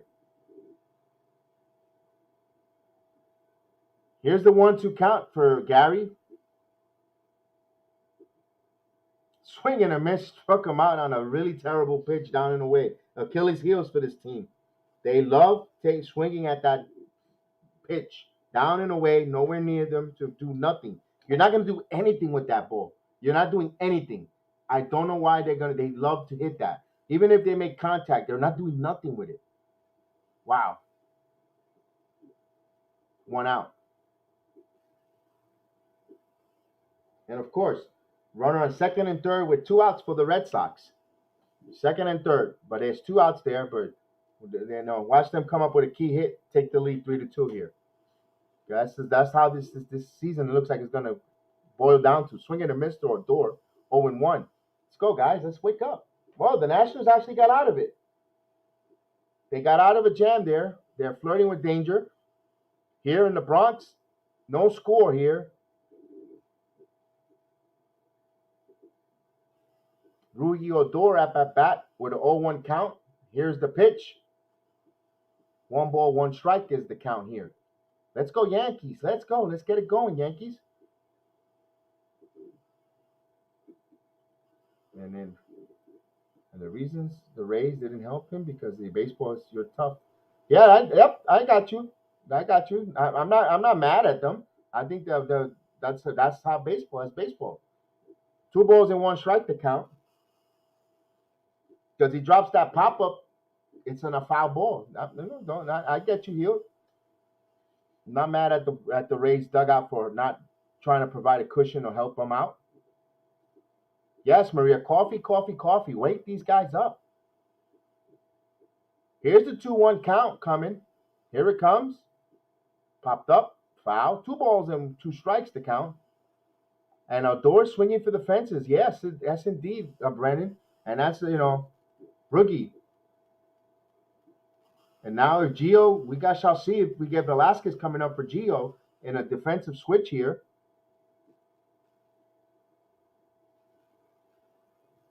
Now the Yankees really need a long inning because if that gets Gio to get his faculties together, if he's going to stay in the game. Here's a 2-2 pitch. Almost hit him. Skipped out of the way. The count runs full, 3-2. With 1 out here. Bottom of the 6th inning, no score. Yeah, Bogart's grounded out. Absolutely, Sparring. Keeping an eye on that game there. With they had second and third with 2 outs in that national game. It's 2-1 game, although the Red Sox are trying to threaten. And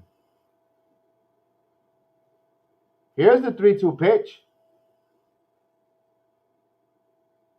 Swing and a miss, the down and away pitch again. And back-to-back strikeouts with that same pitch and same location. Down and away. They got it. And Odor with that big leg kick. I mean, my friend, you're only 5'7" or 5'8". You're not built for the home run. You get to be a pesky hitter. We want you to be a pesky type of hitter here. Here's Gleyber back to the top of the lineup. Gleyber Torres is 1 for 2 today. One of the few bright spots. Made a nice defensive play in the second inning to save a run. And if we got the first hit of the game, a step at a time, man. Let's see if we make the playoffs first. Enjoy the game. Yes, indeed. Yes, indeed. Absolutely, Brendan. I like that point there, that positivity point. I love it. 0-1 count. Let's get that. Let's get more of that up there. Yeah, the Yankees need some positive vibe here. There's enough negativity around the world. Let's get some positivity in there. Absolutely. So 1 ball, 1 strike to count. So in the nation's capital, they go to the bottom of the 5th inning, 2-1 Nationals. A and B, salute, A and B, salute, salute, salute. Andrew Velasquez and the bench, Tyler Wade and Higashioka. So, swing and a miss. 2 balls and 2 strikes. 1 ball, 2 strikes. The Yankees, we don't need the home run. We don't want the home run. We would love to get this on the board, but we want that offense to be clicking.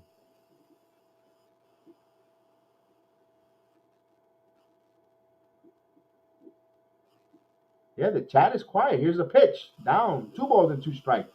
We're missing our good luck charm, brother. Jackson, Tracy. We have Maria with the coffee, with one of the biggest good luck charms here. We got Brennan. We got even Michael. Michael, when he's around, the Yankees tend to do some stuff here. Let's get going. Let's get going, guys. The Yankees are sleepwalking as a team, but let's go. As fan base, we need to keep them going. Wake up. Let's get them going. 2 balls and 2 strikes to count. And here's the pitch. Foul out of play. So the count remains 2 balls and 2 strikes here. No score. Acida Escobar has a double for the Nationals, so he's at second base there. Hopefully they could bring him in here and extend the Nationals league.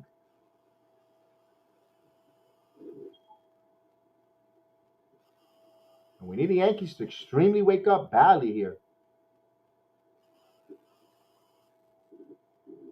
And 3 balls and 2 strikes. Just missed that pitch. So the count runs full. And pretty much everyone is pretty much straight away in the defensive alignment here for Torres. That's a good sign. That's what you like.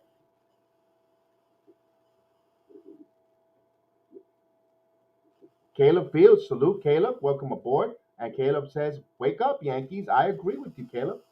We want the Yankees to wake up here. They're sleepwalking. Here's the pitch. Foul out of play. We do it again. 3 balls and 2 strikes again. We're in the bottom of the 6th inning. No score here on an extremely point game. And if the Yankees win, they clinch a playoff spot.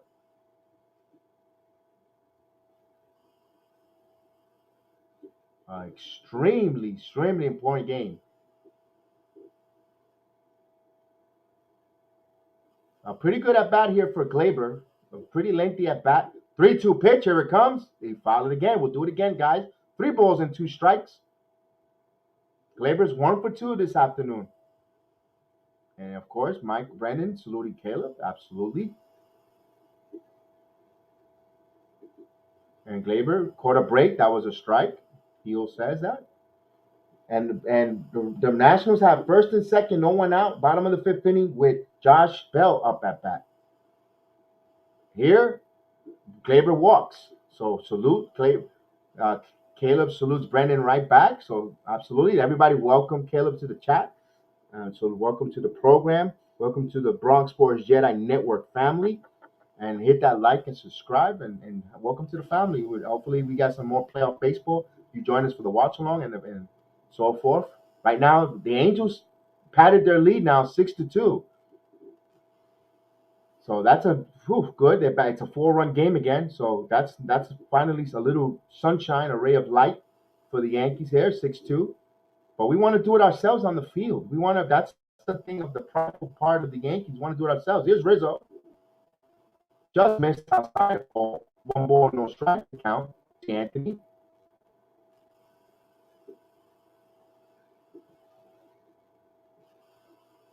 One ball, 1 strike in the national game with Josh Bell, first and second, no one out. Here in the Bronx, 1-0 count to Anthony Rizzo. Gleyber's the run on first. Here's the pitch outside. 2 balls and no strike. There is 2 outs already, though, in the inning. Yankees again trying to mount the 2-out comeback. 2-out go ahead and actually take the lead here. And I'm feeling it for Rizzo right now. A 2-0 pitch. Yeah, I can see that. I can see that, Brendan. You know me. I'm very pro Rizzo. I love Rizzo. I like his not wild pitch gets away from the Red Sox. So runner on second and third with nobody out.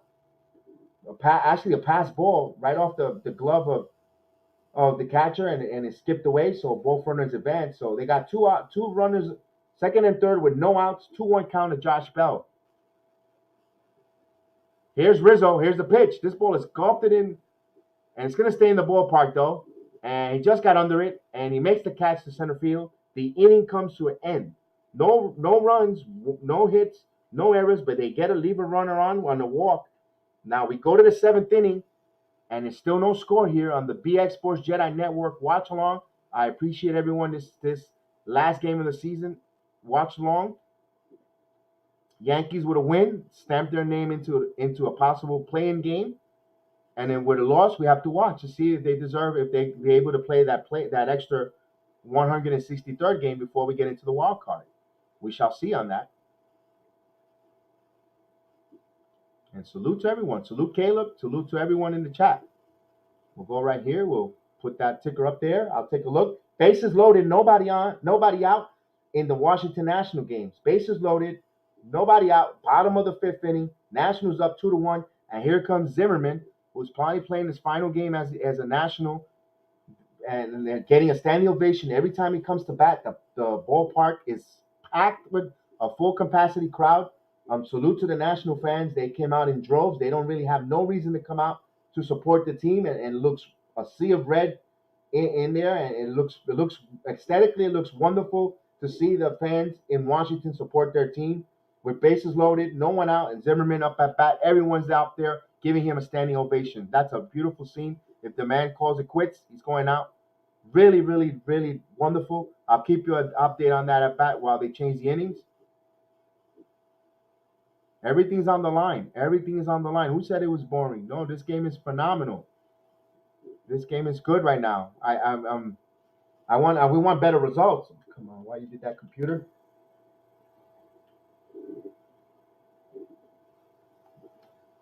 Yeah, the only thing is that we don't like the way the offense looks. That's the only thing you could say. You could say it's disliked.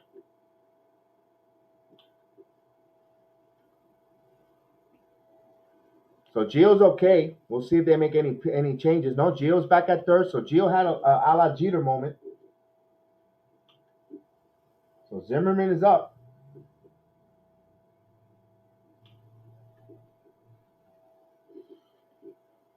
Right, Zimmerman is a legend, Gio says.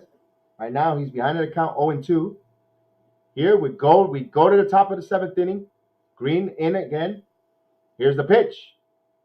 Just missed for a ball. Now Loizaga's warming up here. So now this is the time to start worrying. Here's Choi. Swing and a miss. 1 ball, 1 strike to count on G-Man.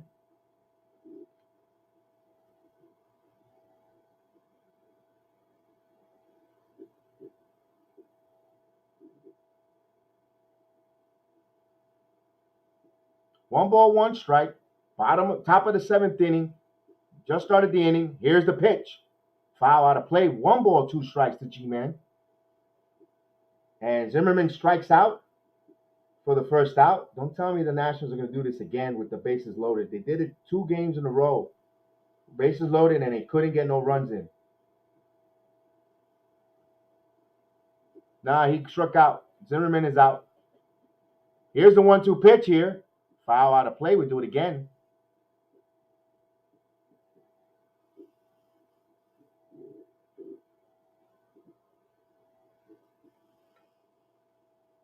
So Boone looking at the bullpen to see who's warming up, who's ready. We're in the 7th inning.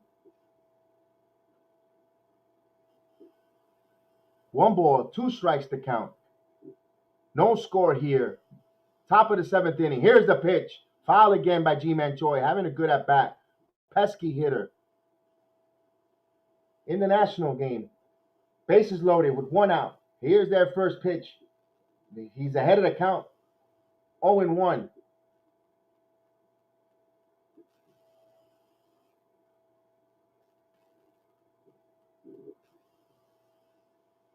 And here's Choi. This ball is lined, and it's a base hit. It's going in the corner, and that's extra base hit. Choi is going to second, and he's going to cruise into it with a double. And a leadoff double here. Here comes the Rays.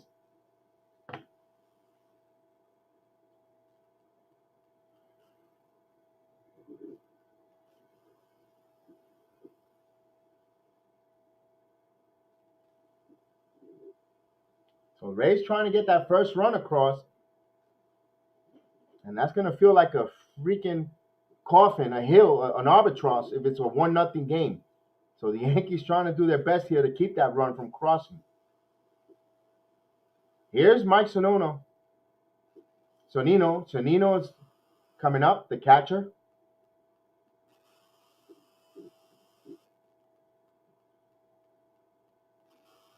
Chad Green. Here's the pitch. Foul out of play. Ahead of the count, 1-0. Now, you got to be careful with the pass ball here.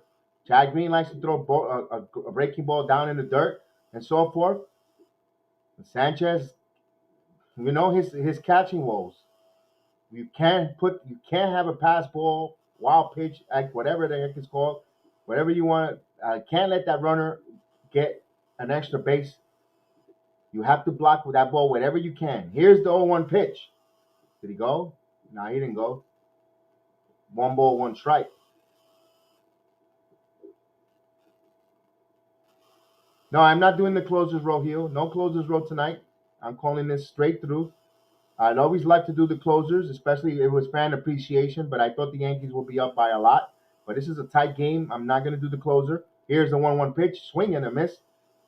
1 ball, 2 strikes. I wanted to keep that structure, and we tried it, and everyone gets a little bit chaotic and talking, and the noise in the background from all the other feedbacks and stuff. So I want to keep it clean with the closers row. I love having you guys on, but not today. Just let me hold on for this. We'll do it at the end of the game. 1 ball, 2 strikes. 2 balls and 2 strikes. Like when the final out is recorded, win or not win, then we'll open it up, and you guys are more than likely to come in there, and we'll stay a little extra afterwards. How's that? A little compromisation here. 2 balls and 2 strikes, if that's actually a word. So 2 balls and 2 strikes to count.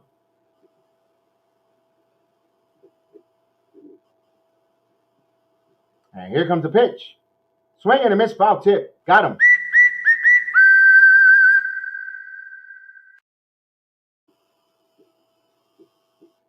So 1 away here.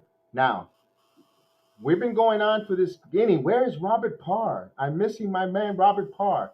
Robert Parr, APA Robert Parr, we need you in this chat. We need you, my man. We need that good luck of you, Robert Parr. Staple of the program, who's been with me from the very beginning, before the watch-alongs and the MMA. Robert Parr, where are you, Robert Parr? Calling Robert Parr.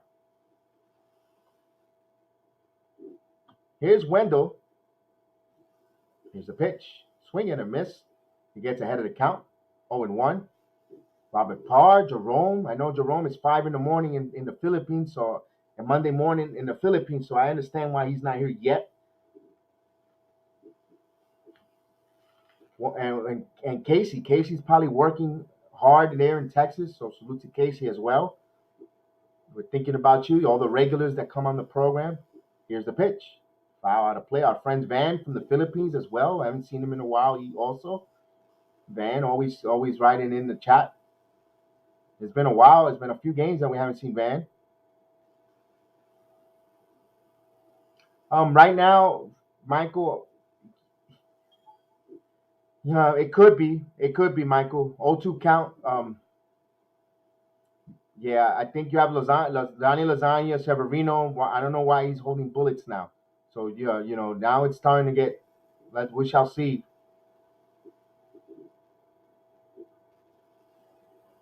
Here's the 0-2 count here to Wendell. Here's the pitch.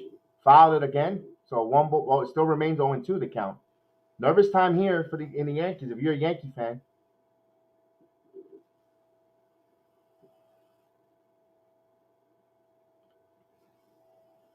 0-2 count.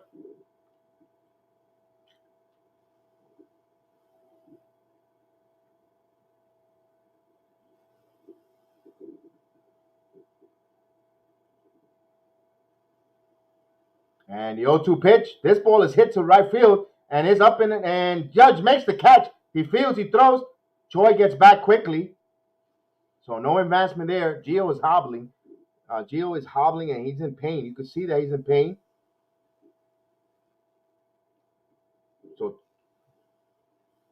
So 2 outs here.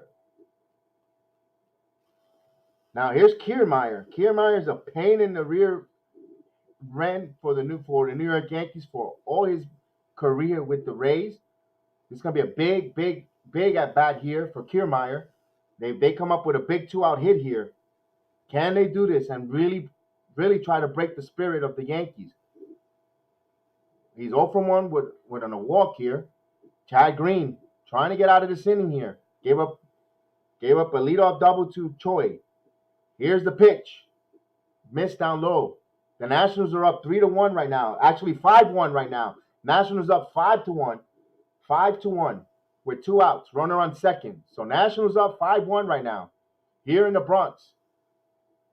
1-0 count from Chad Green. Green ready to deal. Fires. In there for a strike. 1 ball, 1 strike to count. Now the Nationals jumped up 5-1 on the Boston Red Sox. Alex Avila came through, knocked in some more runs. 2-run single in. So they're up 5-1. Here in the Bronx, 1 ball, 1 strike count to Kiermaier. Chad Green. Here's the pitch. Pop foul. So 1 ball, 2 strikes to count here. The drama builds all around the Major League Baseball. You have a 6-2 lead on Anaheim. You have a 5-1 lead in the nation's capital. Here, no score between the Yankees and Tampa. The only game that's well in doubt is the Toronto Blue Jays Baltimore game. They're up 11-2.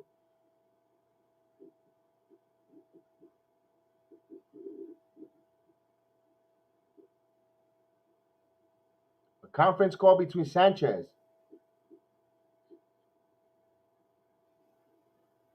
Although the Mariners have 2 on, with 2 outs there in their 4th. Still early in that game still. That game is going pretty lengthy. Here is 1 ball, 2 strike count to Kiermaier. Here's the 1-2 pitch. Up high, just missed. Did he go? Nope. So it's 2 balls and 2 strikes on a check swing.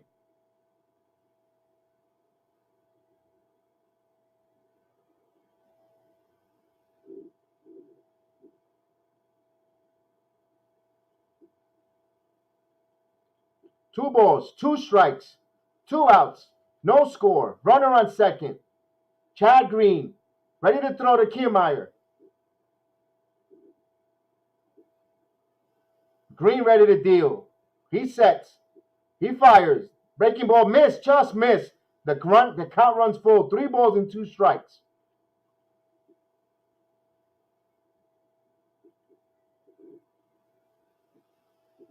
Good eye there from Kiermaier. Took a really tough pitch there. Nice breaking ball. And Brandon Lau is the batter on deck.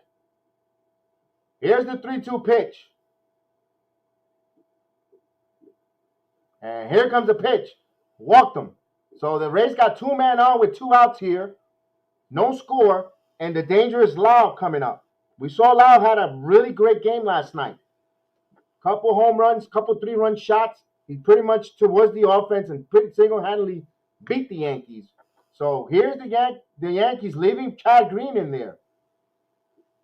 That's another questionable situation if you're a Monday morning quarterback, second guesser, Chad Green in there, when you have Severino, Jonathan Loáisiga, you have a pretty good pitching staff there. And you got to win. There might not be a tomorrow. So a questionable move here. They're leaving, and here comes Buffon. So he is going to make a call to the bullpen. And Lau, who's been owning the Yankees this series, he's been a pain and all through the Rays' career here. As he's come up, he's been a pest. Here's Loizica. Loizica has to get a big out here also. So everybody in the chat, everyone, Yankee fan, Yankee world wanted this move here. And it's got to come now. Loizica has to deal with it. He has to come with it, and he has to come through.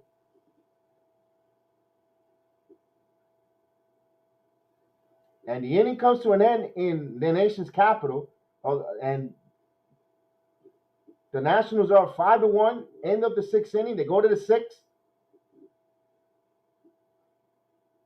Boston's down to 12 outs left to try to come up and tie this game. They're down by 4. Here, no score right now, though it feels like we're down 2-0. I'm gonna be totally honest. Loizica's coming in, so salute to everyone in the chat. Salute to everyone watching along. This is baseball at its best. Raw emotion from a fan to a fan. Calling this game here. I am a fan of the Yankees, and we're living and dying with every pitch here, and holding our collective breath. I'm nervous and anxious as a fan base. Yeah, I think so. Michael. If everything, more than that, I think what is going to happen is Boston. I think we still have to play that with Boston. I think that's how it goes. I think that's somewhere, somehow, there's still going to be a playing game. If Boston loses, the Yankees loses, and Toronto wins. That's a 3-way tie. So something happens there. And Toronto is not going to lose, my friend. And Toronto is mashing. They scored 11 runs this evening. So they're coming in on a hot bat.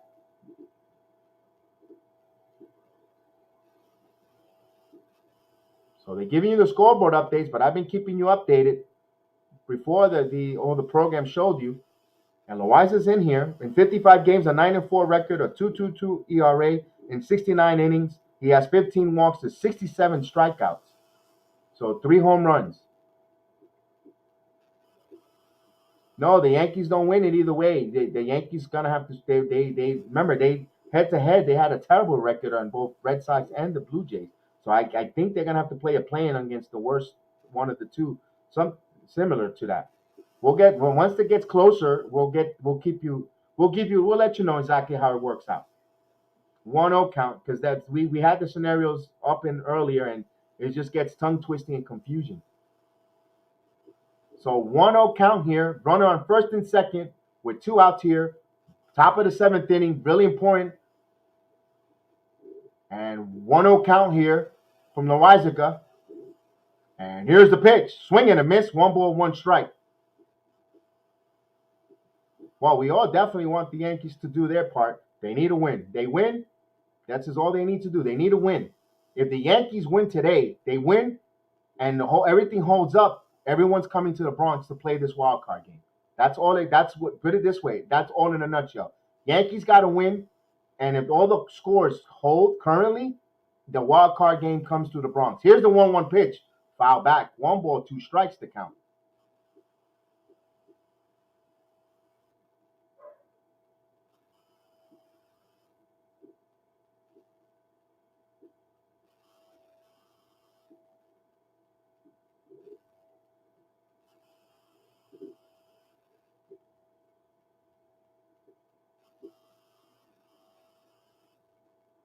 So 1 ball, 2 strikes to count.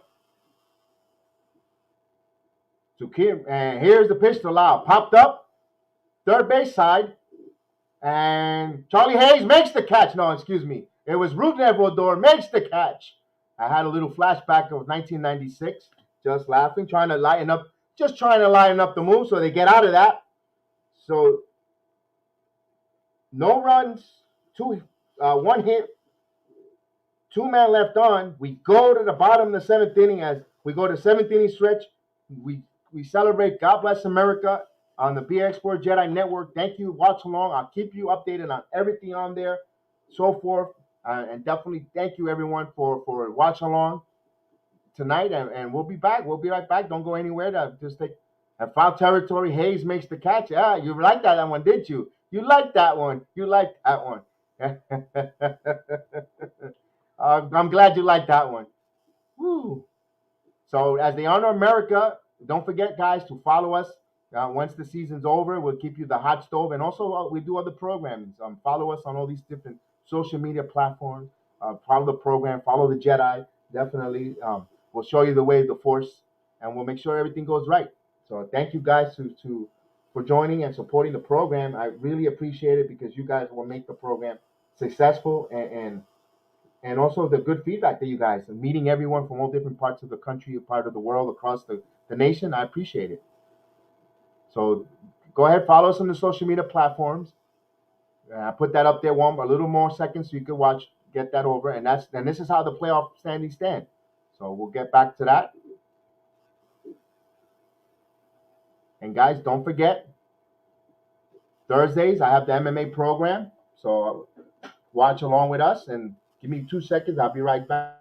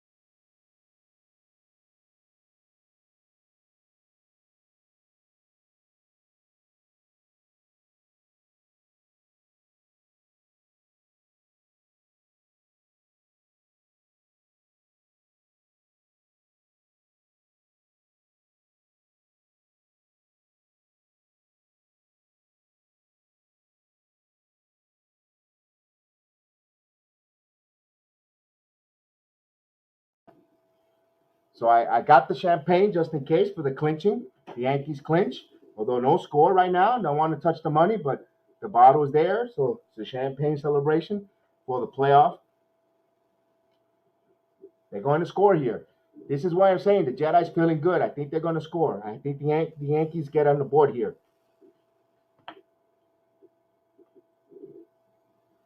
So Luke Robert Parr was just asking about you. Now we're going to score. Now I feel good. Now I feel good. Robert Parr is in the building. Yes, indeed. Robert Parr is in the building. I'm feeling good now. I'm feeling good here. So we'll give you that ticker. Salute. 5-1. Runner on first with one out. Yeah, the Boston's up with Verdugo's batting. Here in the Bronx, no score. We're in the seventh inning, bottom of the seventh inning. Salute to Robert Parr watching the Giants beat their opponents today. They get their first victory tonight against the New Orleans Saints, so he's in the building. And now he's there. Let's get the Yankees going. Jets win their game as well in overtime over Tennessee Titans. So Simeon hit another home run, so it's 12-2. Wow, 12-2. And Robert Parr saluting everyone in the building. So Robert Parr says hello to the Bronx Sport Jedi Network family. So the Yankees only mustered one hit. They've been only one hit. And here's a tough pitcher, Colin McHugh. A 6-1 record, a 1.57 ERA in 63 innings, 12 walks to 73 strikeouts, only giving up 3 home runs. Here's Judge. Here's the pitch. In there for a call strike. 0-1. The way this season and this game is going, I won't be surprised. McCullen's been great, McEwen, and they're going to probably end up rocking him here. I mean, everything's been upside down. So I got to say do something. 1 ball, 1 strike. Of course, Maria says, let's go Yankees. I'm going to leave that there. Maria's a real good luck charm. Love the Yankees. And we're definitely going to leave that up there for the Judge at bat and the Stanton at bat as well. That's her favorite. So Judge.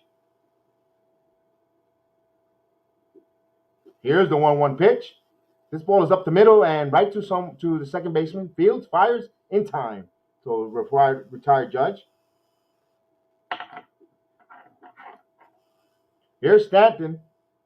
And then everyone saluting Robert.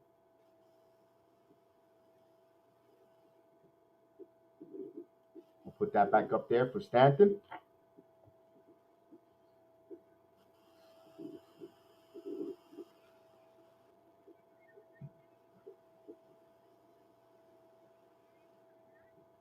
And here's the pitch. In there for a strike. 0-1 to count to Giancarlo.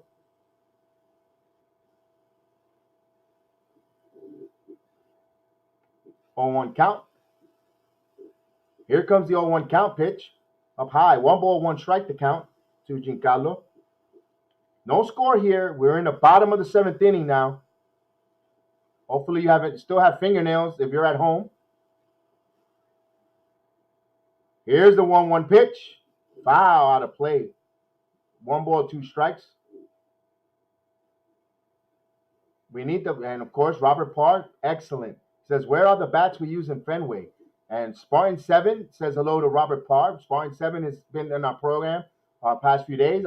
He is a Blue Jay fan, but he enjoys the program here, and we're watching along, and we're glad to have him here. And he wants to know where's those bats.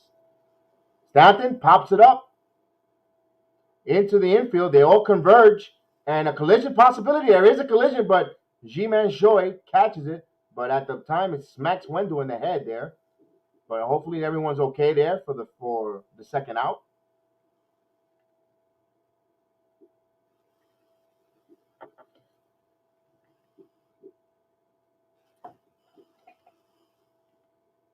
So 2 quick louts here. Yankee offense is very stagnant. Very, very stagnant. Wow. Wow. So I'm going to do something different. I'm going to leave that there because they're not scoring. Let's see if I try something different. I'm not going to put the score up.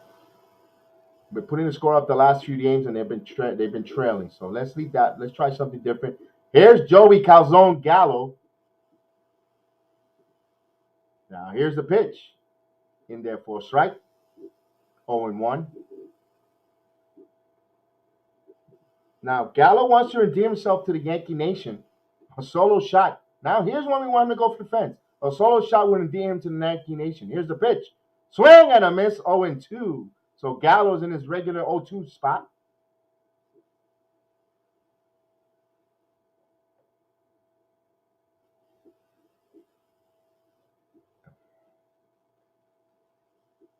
And here's the 0-2 pitch. And here it comes. Swing and a miss. Oh, actually caught him in a strikeout.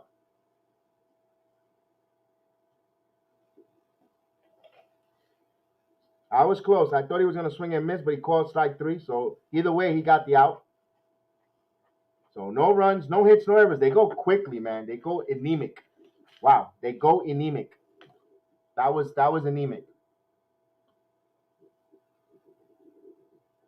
Wow, that is ridiculous. That's a huge strikeout there. Wow, wow. Charlie Hayes was brilliant. Yeah, I remember when that happened. I was holding my son when that happened. My son was a newborn. That was a good moment. A good moment there.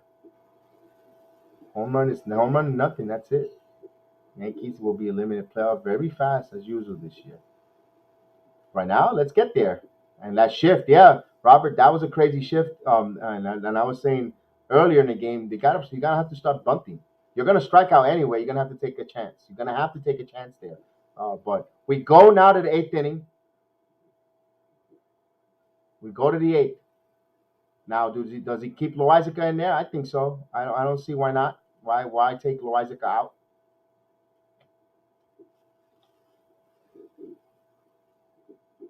Now it's going to be interesting with the Yankees if they have one. If they need to wake up.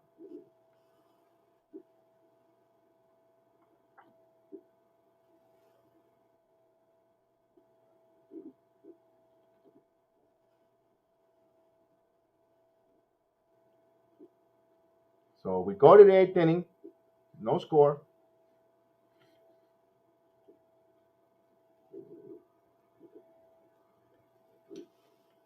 So let me look around there. There are 2 outs in the Boston game. Boston has first and third with 2 outs, top of the 6th inning. So they're draining there. And here's Loizaga, ready to deal. And here's the pitch to Rosarena down low. Rosarena 0 for 3, pop up in 2 strikeouts. We saw what Rosarena did in the playoffs last year. 1-0 count here. Loaizaga, the pride of Nicaragua. Here's the pitch. Swing and a miss. 1 ball, 1 strike. Going up against Rosarena from Cuba. And our old friend David Robinson starts warming up. The Mariners are trailing now 7-2. Thank you, Sparn, for that update. Mariners added another run, so they're up 7-2. The Angels up 7-2. They added another run, and it's a 12-2 blowout there in Toronto. This ball is doubled to the catcher. Catcher fields, and they call fair or foul. What did they call?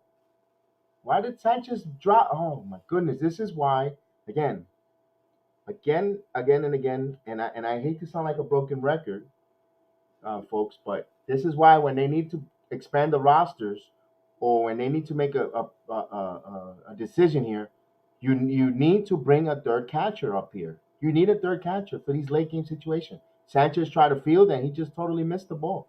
Wow. So a gift opportunity for the Rays, and Rosarena, look for him to run. Look for him to try to steal base, hit and run with Wander Franco. Wander Franco puts bat on ball, so not a good situation here. And here's the first pitch. It should have been the first out. I agree. Here's the pitch. In there for a strike. Sanchez throws over to first. Back in time. So Sanchez trying to neutralize. They hate everyone, and everybody knows that a Rosarena, some way, somehow, is going to try to run and try to cause be in motion here and try to disrupt the flow with his speed.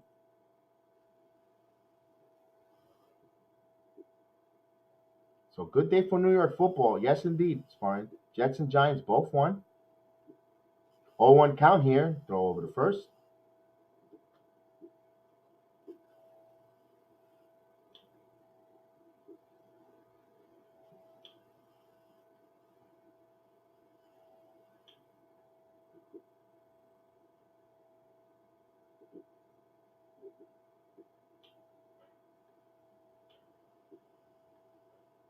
So it looks like the Red Sox scored a run. So the Red Sox cut the deficit, added a run. Now it's 5-2. They got 2 outs, 2 runners on. And a 1-0 count here. And here's a Rosarena. He's going. Swing and a miss. There's the throw to second. And he stole the base. So that's on you, brother. Don't get mad, Sanchez. That's on you. You didn't grab that ball there and made that play. And that was they were going to steal on you. So that's on you. Both of those. And a stolen base by a Rosarena. He's in scoring position.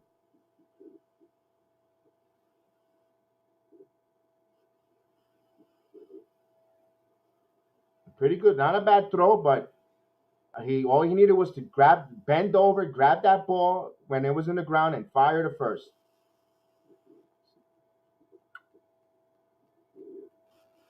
Oh, this is a dangerous hitter here.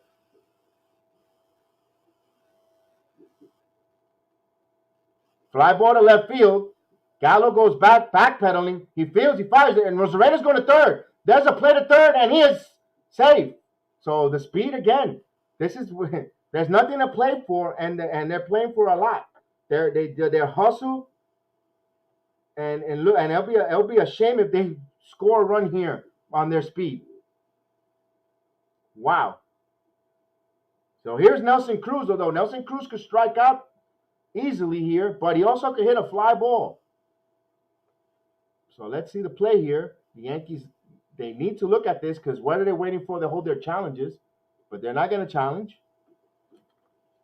So here's a big part of the game here. Nelson Cruz up.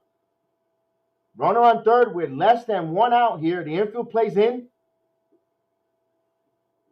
And also the pass ball comes into play here. Here's the pitch. Go, bouncer. For a ball, 1-0. That's just something you got to be careful. We know Cruz likes that ball down, and you could get him to fish. But if you got a catcher who can't block anything on the ground, or you're scared that he might give a pass ball, unfortunately, you can't throw anything in the dirt. So that's what hampers the pitching staff and the Yankee organization. Here's the 1-0 pitch. Here's the pitch. Swing and a miss. Down low again. 1 ball, 1 strike. So can Loaizaga get a big strikeout here?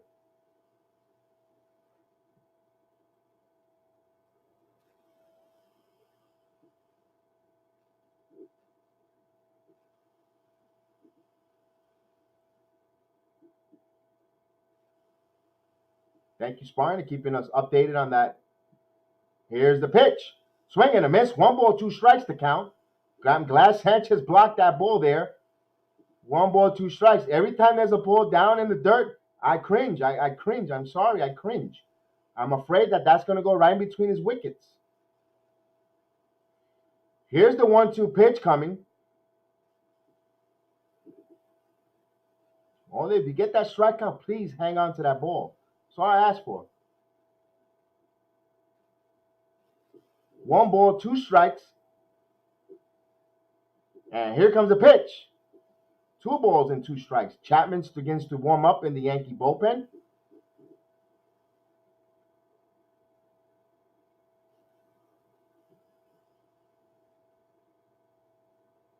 Two balls and 2 strikes to count. Yankees need a strikeout or an infield pop-up at best. Loaizaga. And here's the 2-2 pitch. Foul it off. Just got a piece to stay alive. 2 balls and 2 strikes to count.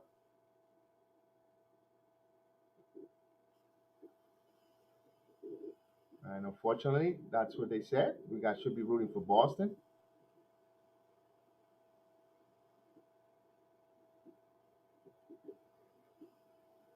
The 2-2 pitch. And Loaizaga set, ready to deal. Swing and a miss, struck him out. What a huge strikeout by Loaizaga. 2 outs.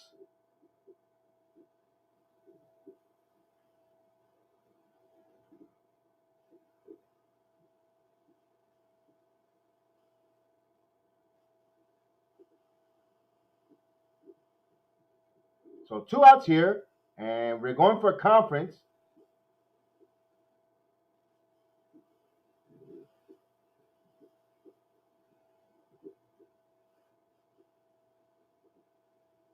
There's still no score here. I'm not putting the ticker up anymore because every time I put it up, nothing's going on. I want something different. Austin Meadows has been a pain in the neck to the thorn on the Yankees, but they're conveying if they want to go against Meadows or Choi. Both lefties there. Now you have both lefties there, and you have Chapman warming up.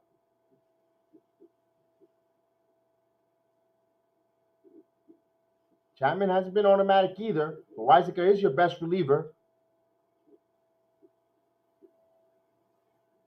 Salute English Yardy. Salute, salute.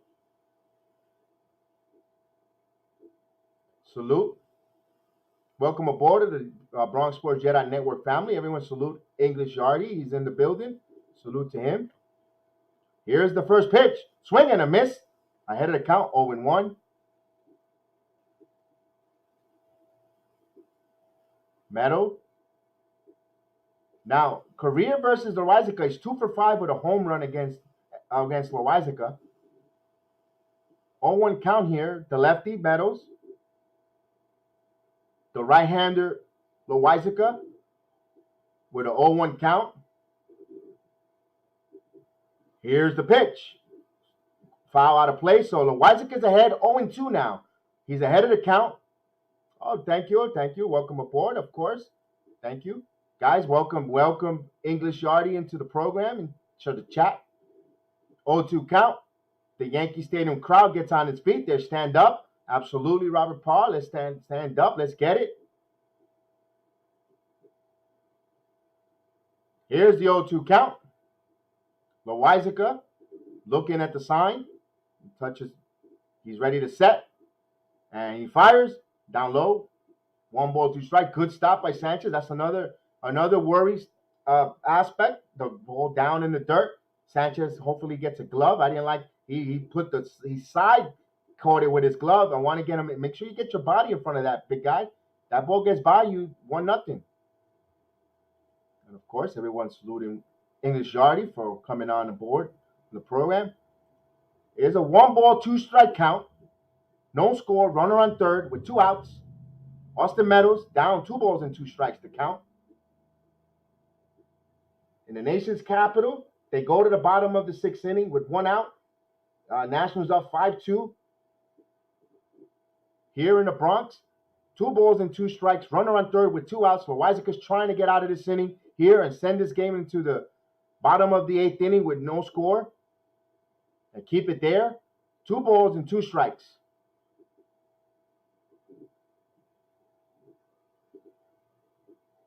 And here's the 2-2 pitch. Meadows pops it up to right field. Judge camps under it, and he makes the catch, inning over. So they dodge another bullet here.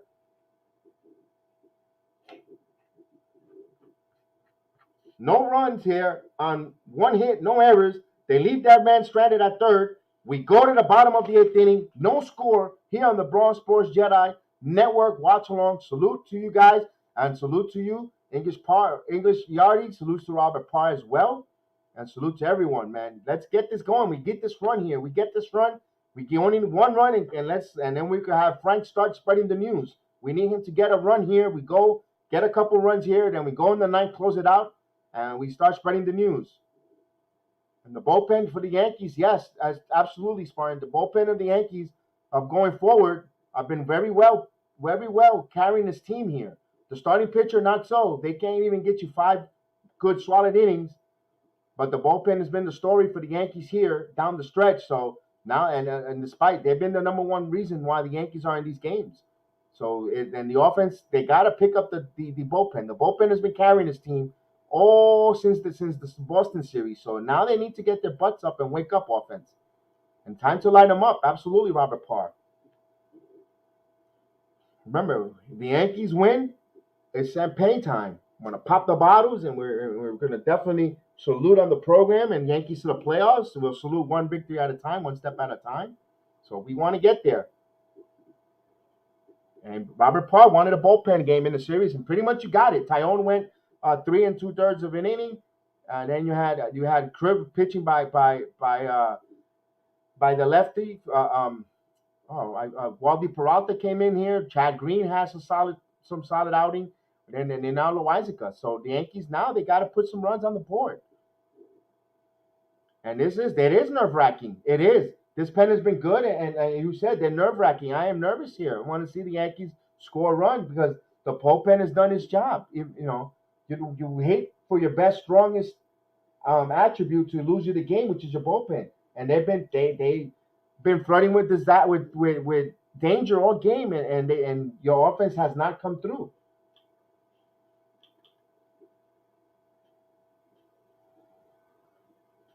So now we go to the bottom of the 8th inning. And Michael can't take it. He's biting on his fingernails. Like I said, Michael, I hope you washed your hands before biting your fingernails. And he hates nail biters. So David Robinson, our old friend here, who I said the Yankees should have picked him up and signed him, for more bullpen arm. He's with the Rays. He had a wonderful Olympics for Team USA, and he pitched very well. That's what the Rays quickly jumped on him and gave him a contract. I thought the Phillies were going to bring him back, but the Phillies released him. But the Philly organization didn't want to bring him back. But it is what it is. And the Yankees only have 1 hit through 7 innings in their final game. Random Phenom. Salute to the program. Let's salute Random Phenom 82. He's in the program, and they're not hungry enough set. But salute to the program. Welcome to the Brawl Sports Jedi Network. And here's the pitch to Gio in there for a ball. Gio had a Jeter-like moment. He went for a pop-up.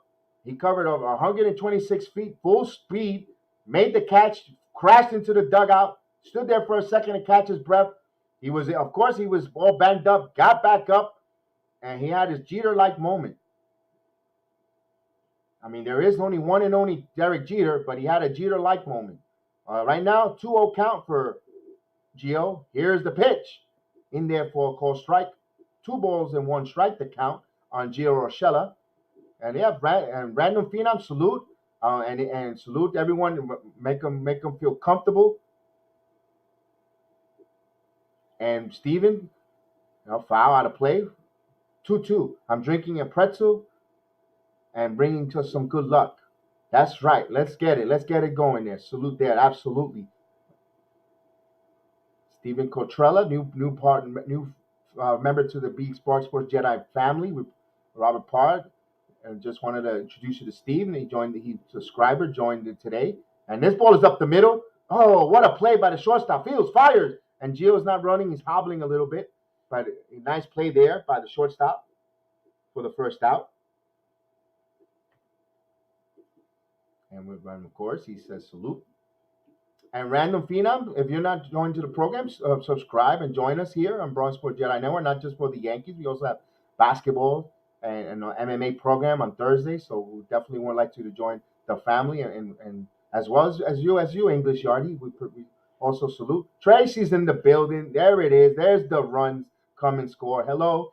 Absolutely. No, the Yankees will prevail. Tracy's in the building. Let's indeed. So we are in good shape. When our powers combine, we have good luck there with Maria, Tracy, Robert Parr. Definitely now the Yankees. Here comes the Yankees. There we go. Absolutely. Everyone knows that it's the good luck charm. It's a wrap. Absolutely. So we love it. Absolutely. So she's in the building. Here's Gardner. Maybe his final at bat as a regular season as a Yankee uniform. Here it is, popped up. Terrible at bats, guys. So, and who's got it? And they converge and they arguing against each other. Oh, wait a minute. They are. Wow. They're arguing with one another. Ooh, this is juicy. Wander Franco with Arozarena. That's juicy there. Huh. Another collision, but an argument with that collider. Wow, between Arozarena and Wander Franco. This should be interesting. Two young stars, if they don't get along or they're not. Wow. That's something to keep an eye on in going forward in Hop Stove season. Wow. Remember, Wander Franco's their number one prospect, and Arozarena also could be Rookie of the Year. And if these two young guys, wow, that's something there. Here's Sanchez. So keep an eye on that, chemistry-wise. A little chink in the armor of the Rays there. Here's Sanchez. Here's the 0-1 pitch. Here it comes. This ball is hit. Left. Foul, man. Oh, my God. Had me on the edge of the seat. Foul. Sanchez 0-2 count now. So 2 outs here. Woo. Sanchez put a scare there. Remember, Sanchez caught.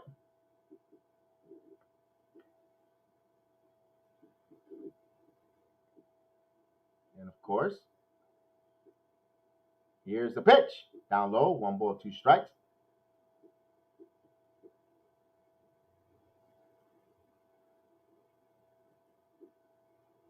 So Tracy's brought the luck here to the program. Every time she's come, Yankees immediately score 2 to 3 runs. Every time.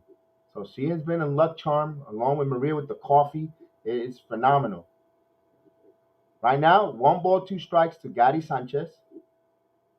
And here's the pitch. Down low for a ball. 2 balls and 2 strikes to count here. So remember, Sanchez caught Robinson, knows what he's going to throw. Only 1 hit so far. The Yankees have been 1 hitter through the whole game. Maria, let's go. Wake up. Let's go. Absolutely. So those that don't see Maria in the chat, on YouTube, she's on the Facebook streaming section. And just missed 3 balls and 2 strikes. But I posted up here so we could talk and could conversate back and forth through the chat. Through the different platforms. We stream on various platforms, Twitch, Facebook, Twitter, YouTube, And of course, salute to Fred Mejia from Connecticut. We have our first Connecticut in the building. Salute, Fred. Welcome to the Bronx Sports Jedi Network, and hit that subscribe and join the Bronx Sports Jedi Network family right now. Right now, no score. No score here. Sanchez with a 3-2 count, and Robinson deals. This ball is in line to left field, and it just stood up there for Austin Meadows with a diving catch. Oh boy, they are playing defense here. The Rays as well. We go to the ninth inning. No score. Chapman's warming up. I wonder if they're going to bring in Chapman. Pandy Ocho. Ireland is in the building. Salute to Ireland. Salute, my friend. Pandy Ocho's in the building. Salute, my friend. Welcome aboard to the Bronx Sports Jedi Network. Watch along and hit that like and subscribe. We covered here MMA programming as well as basketball and all different other baseball, of course, with the Yankees. And hit the subscribe and join the family. And then Fred, let's all welcome both of these guys into our program. They're brand new to the program in the chat, as well as Random Phenom, and also our friend. We have our friend in the building as well, English Yardy as well is in the building. So let's salute him as well to make him feel warm to the Bronx Sports Jedi family. Absolutely, guys. You know how we do. Where this is a network of family and friends, and we watch from everywhere. So we got Hugh, who's from Texas. So we have Ireland in the building. So Yankees got to start hitting the ball, and that's how it goes, man. So salute to Ireland in the building. So I'm proud that you guys are here. I'm glad we got the watch along going. Let me give you some updates. We're in the top of the seventh inning now with one out, runner on first. The Nationals up 5-2. You got Sander Bogarts at bat with a 1-0 count. So we all know the Toronto Blue Jays are all over the Orioles, 12-3 now. They just scored. We're top of the seventh inning with 2 outs. So they're up 12-3. They're up by 11. So they're in a comfortable cruise there in their game. And so Seattle officially choked again. So Seattle's losing right now as well. But right now, that Boston game is the one that we're keeping an eye on here. And also us. We need to take care of us. And it's finally a game where pitching allows 0 runs, but suddenly the Yankees can't hit. This is backwards. You're right. And Andrew Velasquez is in at shortstop. The pride of Morris Park, New York. Velasquez and Chapman is coming in. So they're going to go with Chapman here in the tie game at home. Chapman in 60 games, a record of 5-4 with 30 out of 34 opportunities and saves. It's not a save situation. His ERA is 3.42 with 55 innings, 37 walks with 92 strikeouts. The lefty, the Cuban missile from the pride of Cuba, El Mesible Cubano. And you're going to go up against Ji-Man Choi, the pride of South Korea, G-Man.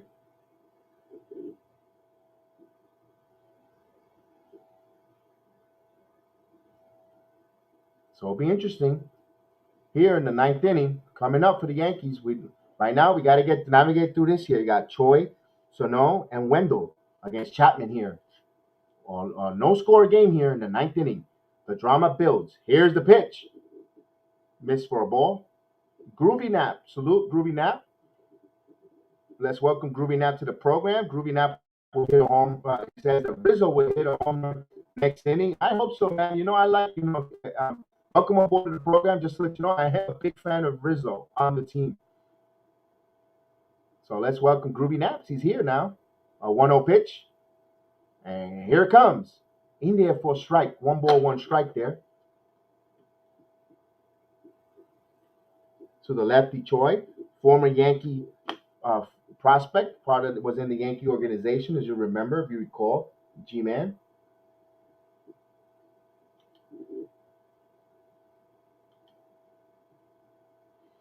Here's the 1-1 pitch.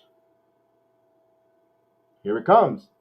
Down low, 2 balls and 1 strike. So Chapman has to get ahead of the count, get the strikeout, get going. And of course, Brandon loves Groovy's prediction. He's loving it. I'm with you. The lineup looking next inning looking good. So 2 balls and 1 strike to count to G-Man. And here's the pitch. 3 balls and 1 strike. So he's got to throw strikes immediately if G-Man gets on, then we'll go to the pinch runner. And we got Baylor. Let's go Yankees. The boys will find a way to do it. Salute Meyer. Welcome to the program. And the 3-1 pitch coming from Chapman. Here it comes. Swing and a miss. The count runs full, 3-2. So let's all salute Meyer. Welcome aboard. If you're not subscribed, subscribe to the program. We appreciate it. We do cover all of the sports as well as baseball. We've got the MMA, the Combat Sport program on Thursdays, and basketball as well. So welcome to the Bronx Sport Jedi family. We appreciate you here. And Chapman has to go after hitters. I agree with you, Robert Parr. Right now, 3-2 count. Joy calls time to regroup, try to disrupt Chapman. We're getting into a kind of a groove there.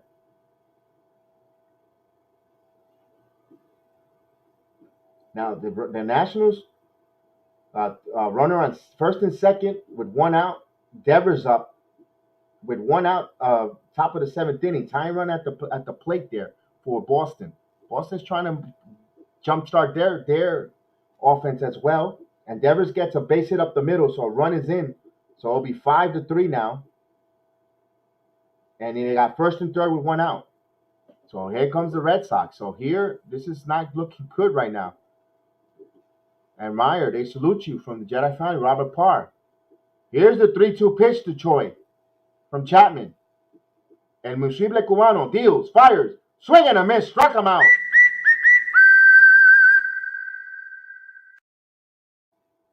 Got him there. Fred, we need Judge and Stanton to hit some big bombs. And a huge out. Absolutely huge out here. So 1 out. And Robert Parr, walk off in the season finale sounds good. Absolutely. There's no other choice. We're in the 9th. Absolutely, Robert. I want it in the 9th. Yes, indeed. Here's Mike Sano. 0 for 3, popped up. He has 33 home runs. Sano. So there's power in that bat.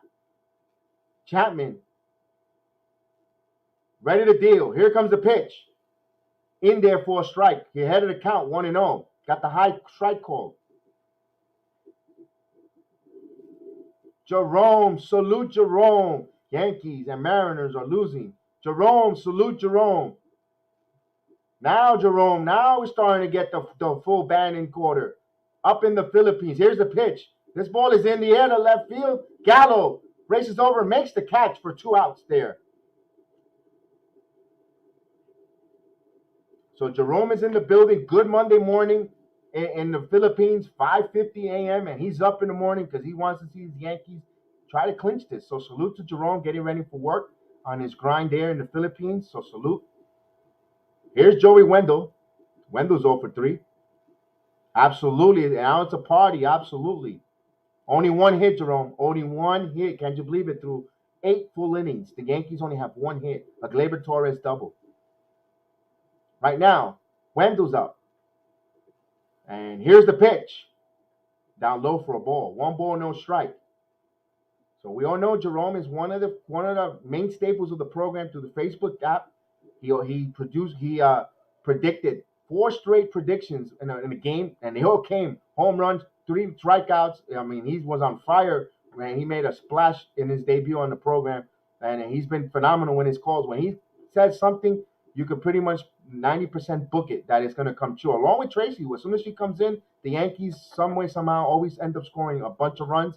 Another staple of good luck. So now the whole Voltron force is in order now. Now we can form Voltron. Now we just got to form the sword and hit it out of the park. So here's the 2-0 pitch. And here comes the pitch. In there for a call strike. 2 balls and 1 strike. I'm premature with the Chris Chalmers call Sanchez at bat. We needed 3 outside here and then walk off with one of our guys. All in all, hopefully we could do that next inning. And this time, and then make sure that our runner touches the bases. Don't have to wait for the crowd to get dispensed so he don't rob the bases and be mobbed like that was. Here's the 2-1 pitch. 3 balls and 1 strike. Blue Jays are destroying the Orioles. 12-3 right now. That's a destroy game there. Right now, the Nationals are up 5-3 with 2 outs. Runner on first and third with Verdugo batting up. Here, Chapman with 2 outs, a 3-1 count. Chapman ready to deal. And here's the 3-1 pitch, walks him. So he likes to play a little tightrope here with Kiermaier now. So runner on first, Kiermaier is coming on to bat unless they send a pinch hitter up. We'll see. Cash likes to do mix and matches and uses his bench. One thing about the Rays, they have a good, no matter who they plug in and plug and play, their bench is really solid for middle, and they're going to send Margot up. So just as I expected, Manuel Margot will come in, the right-hander, and he has a 255 batting average with 10 home runs, 57 RBIs. Oh, wow, the Red Sox did tie the game. Oh, crap. This is why you can't hope on these terrible teams. Oh, man.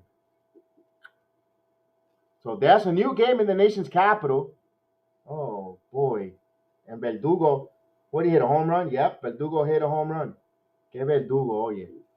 So, foul out of play, 0-1. Here in the Bronx is tied. Wow.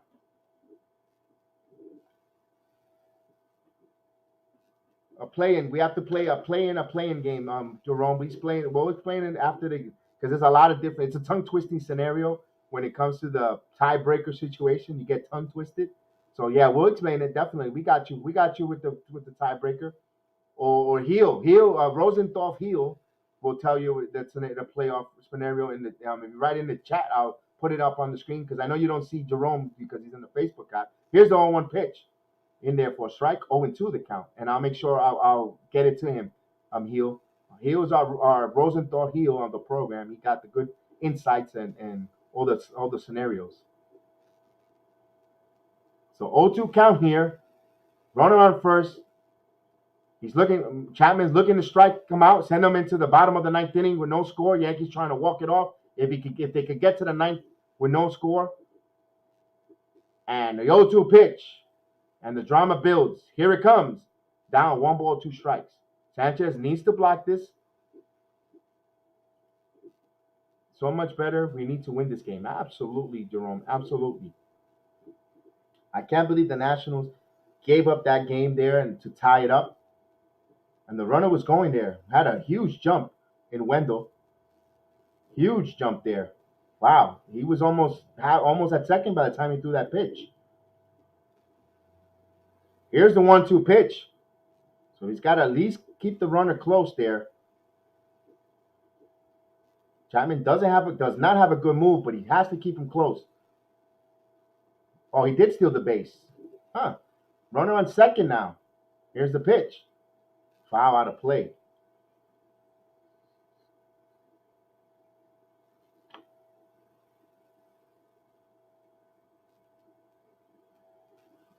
So the Rays are doing more things to the they're moving, running the bases, they're moving here and there. 1 ball, 2 strikes. The Yankees, can they get out here and send this game to the 9th with no score? A chance to walk it off. They're gonna have Odor coming up. Then Torres, Rizzo. But here, the 1-2 pitch. Here it comes. Swing and a miss. Struck him out.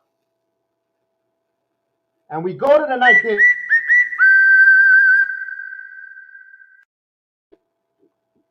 We go to the 9th inning. No runs. Bailey ran a runner on. We go the chance to walk it off and stamp our name into the playoffs. Big inning. Big inning there.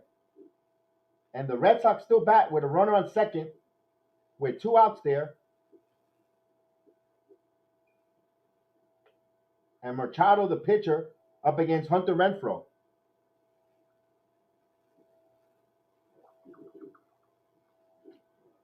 The Yankees need this victory. They need this victory. They need to some way, somehow get this victory.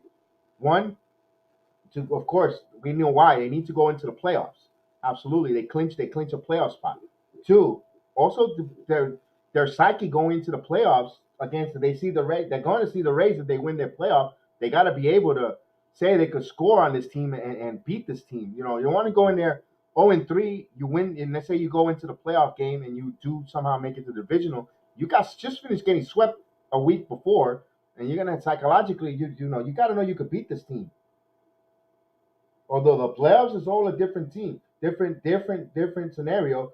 You know that you could just come up in the playoffs and start hitting and be locked in, and you know how these guys could be locked in, and you're up 4-0 immediately in the first inning, and it's a whole new series. But you got to make a statement here. Got to win this walk-off.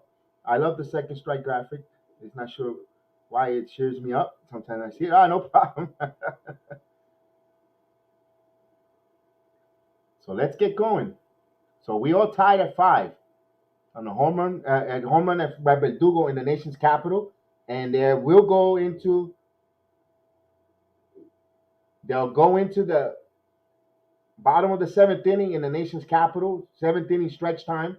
Now they got the top of their lineup: Duke, Bell, Zimmerman, and Mercer, and they've been hitting. So hopefully the Nationals strike back and score a couple runs of their own. So Fleming is going to come on in to pitch, left-handed. So they got the left-hander. They have to place bat to 3 batters: Odor, Torres, and Rizzo. That's pretty much, they're going to take their chances against Torres. So Odor coming up here. McGough stays and goes into left. Phillips moves now to center. So Austin Meadows, who had some really good defensive play there, but he was defensively replaced by Phillips. Now Phillips moves to center field. They took the center fielder out in Kiermaier. So here's Odor, 0 for 2 here. Odor, all he has to do is get on base some way, somehow. A walk-off would be great, but he's not the guy called for a walk-off. He's not the home run hitter on this team. We want him just to get on base some way, somehow. And if he runs into one, he runs into one. But I don't want him going for the fences. Just make contact. That's what we want. Here's the pitch in there for a strike. Fleming is tough. He doesn't give up any hits. Robert Parr, something's got to give. So here's the 1-0 pitch coming up from Odor. Here it comes. This ball is looped into first, and there's a base hit. So the Yankees started off the ninth with a second hit of the game. Rufnev Odor, El Chamo gets on. Now, do you pinch run? Tyler Wade, you must. And as soon as I said it, here comes Wade off the bench. This is why you kept Wade in the game. So Tyler Wade will come in and pinch run here. Now, you don't have to steal the base yet. Hold off there. Let's see how this dictates. You could play a little hit and run because you want to keep that right side of the diamond with the first baseman holding Wade, where Gleyber Torres could shoot something down that way. And then you could set yourself up at first or third. We shall see how they're going to play this here. Well, do you bunt? Torres doesn't bunt much, but we're going to see if Torres will do something sacrifice for the team. Let's see how hungry they are. Because you got Rizzo next. Here's the pitch up high for 1 ball, no strikes to count. So here's the good time now. Strategy within the strategy here. 1-0 count. Although the analytics is taking over this game, the bunting has gone out to the wayside. So 1-0 count here. I don't think they'll bunt with Torres. I don't think so. So we shall see if the bunt will be given, but the Yankees don't play like that. I would love to play small ball. Here's the pitch. Gleyber has a swing and a miss. He took a healthy cut there. 1 ball, 1 strike. So there goes. If you thought the bunt was coming, I don't think so. He swung healthy there and fouled it straight back there. Torres was trying to be the hero there. And the Yankee fans are on their feet, nervous in the stadium. Here's the 1-1 pitch. And here comes Torres, squares. Fouls it. Oh, man. He tried to bunt, fouled it. So he has 1 ball, 2 strikes. So, wow, I'm a little bit shocked there. He went for the bunt. And pleasantly shocked, even though he lack of inexperience. A nice attempt there on a pitch that was outside. He was already committed, so he went through with it. So 1 ball, 2 strikes with Anthony Rizzo on deck. And someone on the chat, and I know who you are. I'm going to highlight it. Call for a Rizzo big hit. I know who you are there. So 2 balls and 1 strike. I'm just waiting for the Rizzo time to come up to make sure you called it, my friend, with the Rizzo.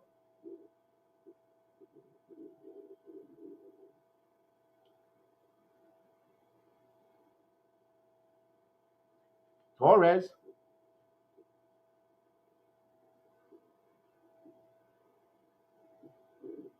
And this ball is hit to deep center field, back at the track, and he makes the catch. Wade tags up. Here's the play. Tag, and he is safe. So Wade, the speed of that of Wade, so it's a huge sacrifice. So Wade is at second with 1 out. Torres hit it to the deepest part of the ballpark.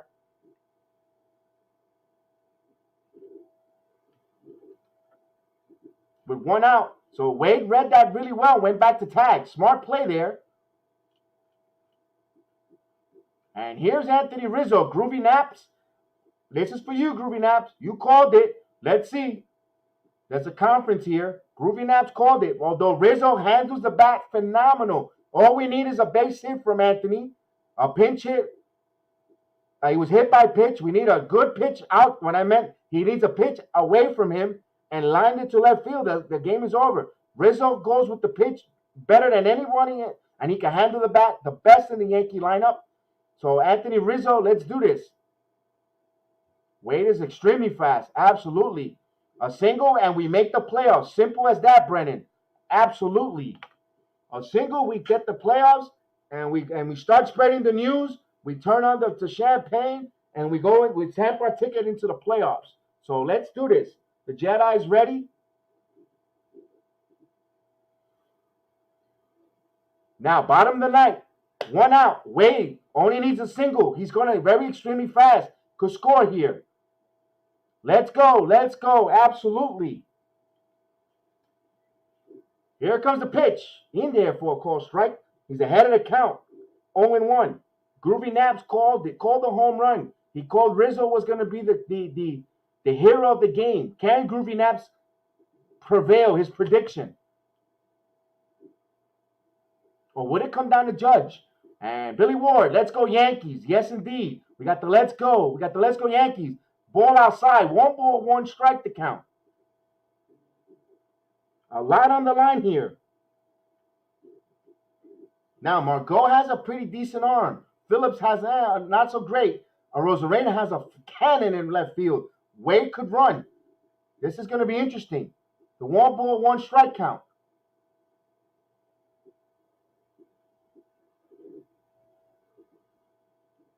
Here comes the pitch. Swing and a miss. 1 ball, 2 strikes to count on Anthony. Let's go, Rizzo. 2 outs in the national game. In the bottom of the 7th inning, all even at 5 there. Well, here in the Bronx, no score. Rainy Run is on second. A ticket to the playoff. And here's the pitch.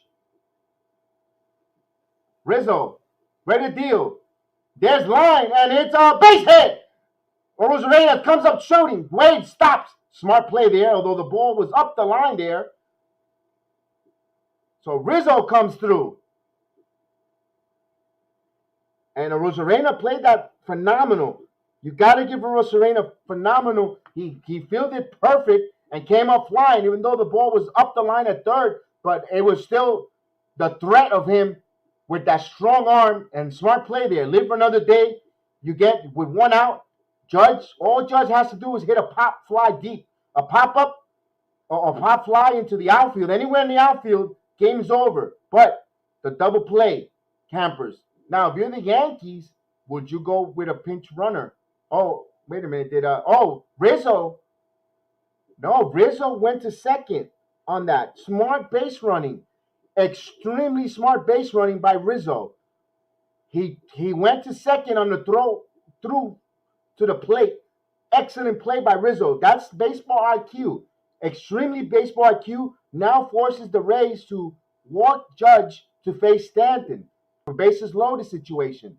Smart IQ. If that's the case there, they went to a commercial break. I will let you know that I think Rizzo advanced to second. So now you have second and third. You walk Judge. You get the bases loaded. Trying to force a double play ball with Stanton. And smart play by Anthony Rizzo. Although he takes the bat off of Judge's hand, but you got Stanton on there. And you cannot walk Stanton to go after Gallo unless they strike him out. So everyone in the chat, woohoo! Judge was supposed to come up, but I don't think Judge, they're going to take the bat out of Judge's hands. I think Judge is going to be on first when this is over. I think they'll walk him. They went to the bullpen, pitching change. I think it's going to be Stanton against the bullpen pitcher coming up. No, they didn't. Okay, I was wrong. I thought I saw they were going to walk Judge. So they're going to go against Judge. I will go. That's the call, baby. I'm ahead of myself as a former manager of not just little league managing and 14, 16-year-old league. You walk, you set up the bases loaded. There's no room for error there, but bases loaded, trying to get a double play with Giancarlo Stanton, he cannot run. Anything grounded in the it's going to be a double play for sure. So Zimmerman is retiring, so they're saying goodbye to him.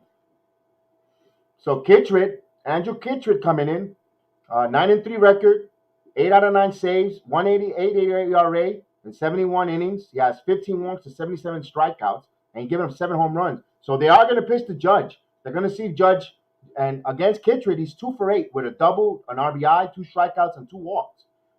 So now the winning runs on third. The infield's in. The runner on second. And they're going to pitch to Judge. Wow, they are going to go for it. So let's go Yankees. So I was wrong. I thought they would walk him. So no, let's see. Here it goes the pitch. Down low for a ball. 1 ball, no strike to count. So to salute everyone in the chat. Salute to the watch along. Yankees are 90 feet away of getting their ticket posted into the postseason. And we will be back for that playoff series. Here's the 1-0 pitch. Judge got to be selective here. And here's the 1-0 pitch. Swing and a miss. 1 ball, 1 strike. Jenner Stone, salute. A Red Sox fan, salute Jennifer. Jennifer Stone is a Red Sox fan. Let's salute her. We got Spartan in the building, who's a Blue Jay fan. We got Heel, who's a Houston fan. We're all here. We all love baseball. Man, and here's the 1-1 pitch.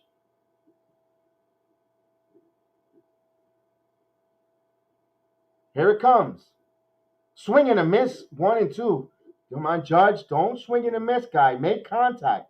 Your opportunity's there. Come on. Wow. So now the Achilles heel come into play. That low and away pitch. Down on the. You gotta be smart here. 1 ball, 2 strikes. Although the wild pitch. The next run, the Yankees score, they win. Here's the 1 ball, 2 strike count. The drama builds. And here comes the pitch. Just missed. Almost hit him inside. 2 balls and 2 strikes. The infield is in, except for the third baseman is back. A weird defensive alignment. You got the shortstop, second baseman, all on the left side, in on the grass, and so is Choi. The third baseman is back. Ground ball. And the Yankees win. The Yankees win. Ground ball. Wade with his speed scores. The Yankees win. And the Yankees clinch the playoffs. Yes, indeed. Yes, indeed. They clinch. Woo! Yes. Yes, indeed. Woo!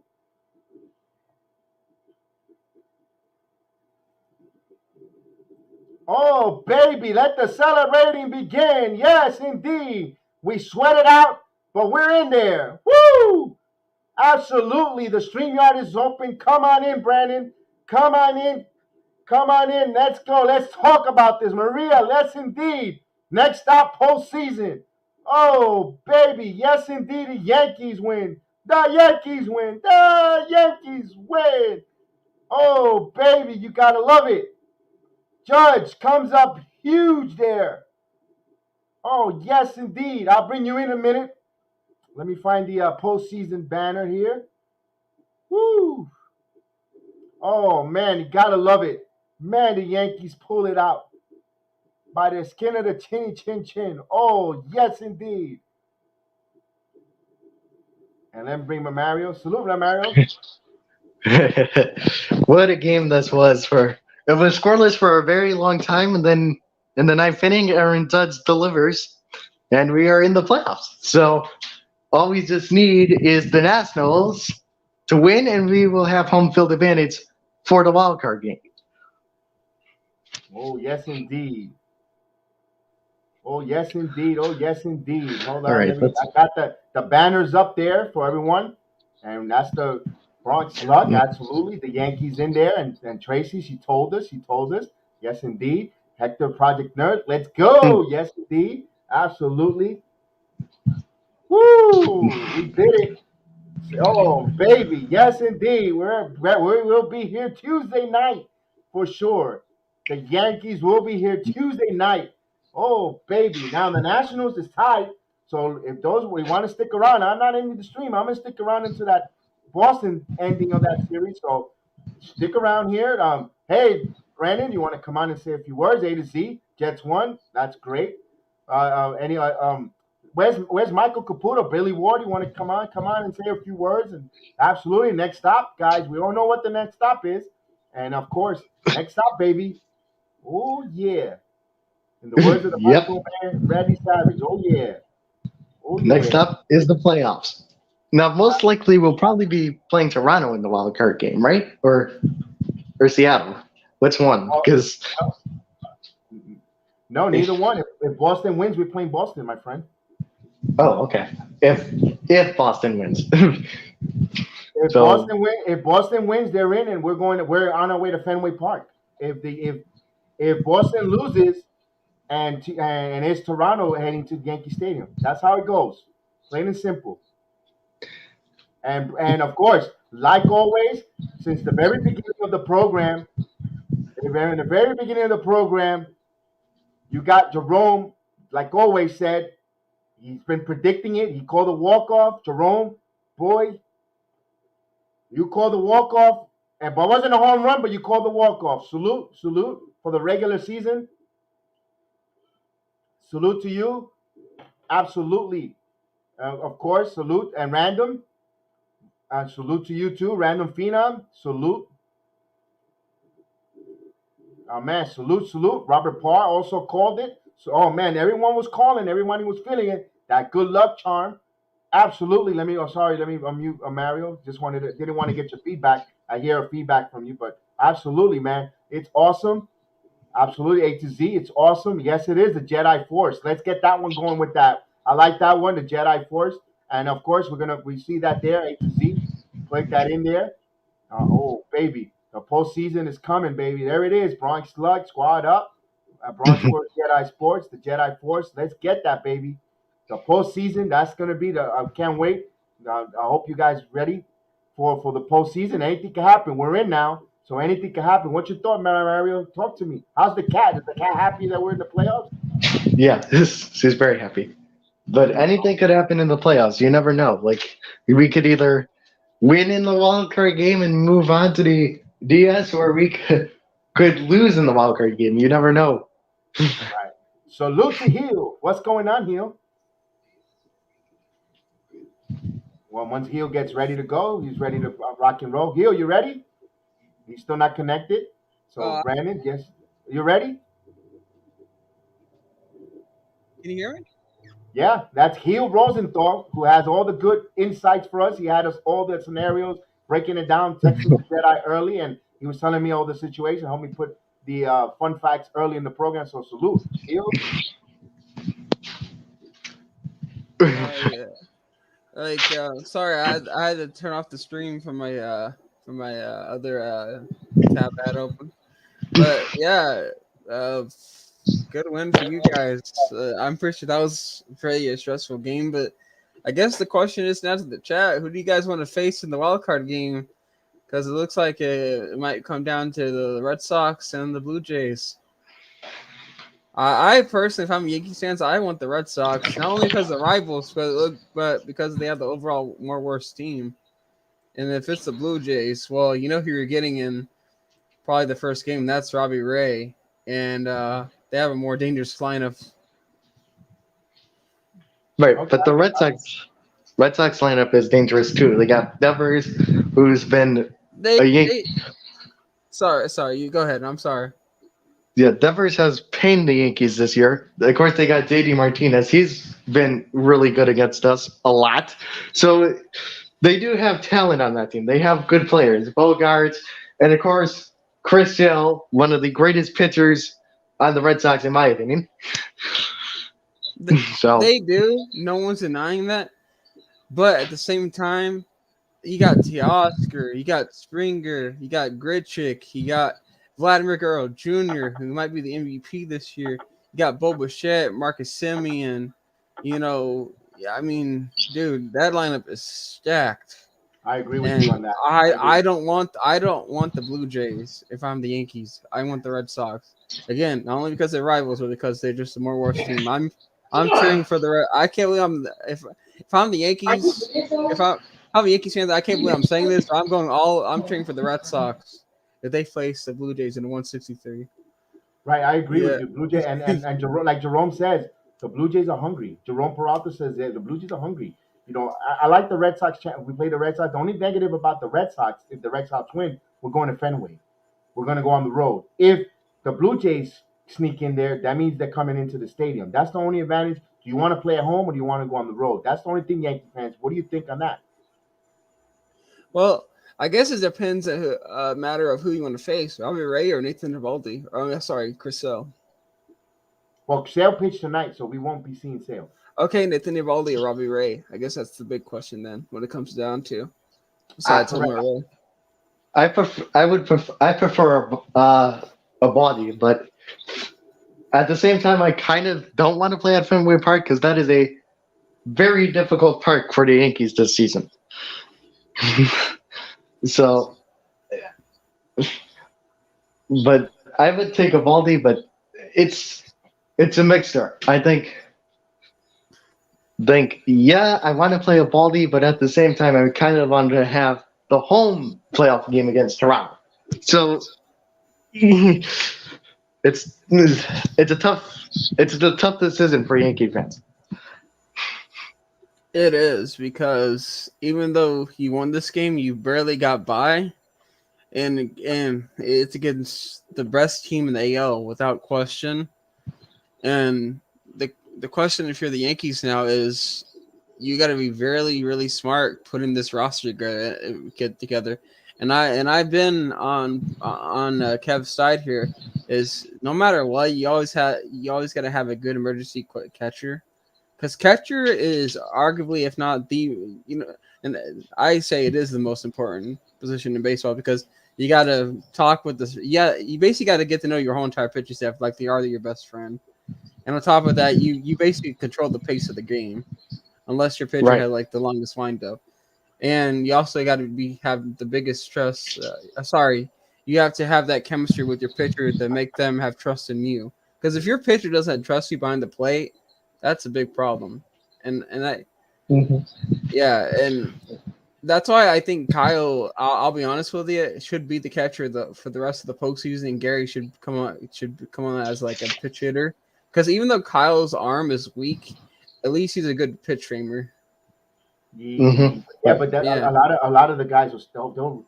It all depends on the matchup, because if you telling me you're gonna go against the Red Sox,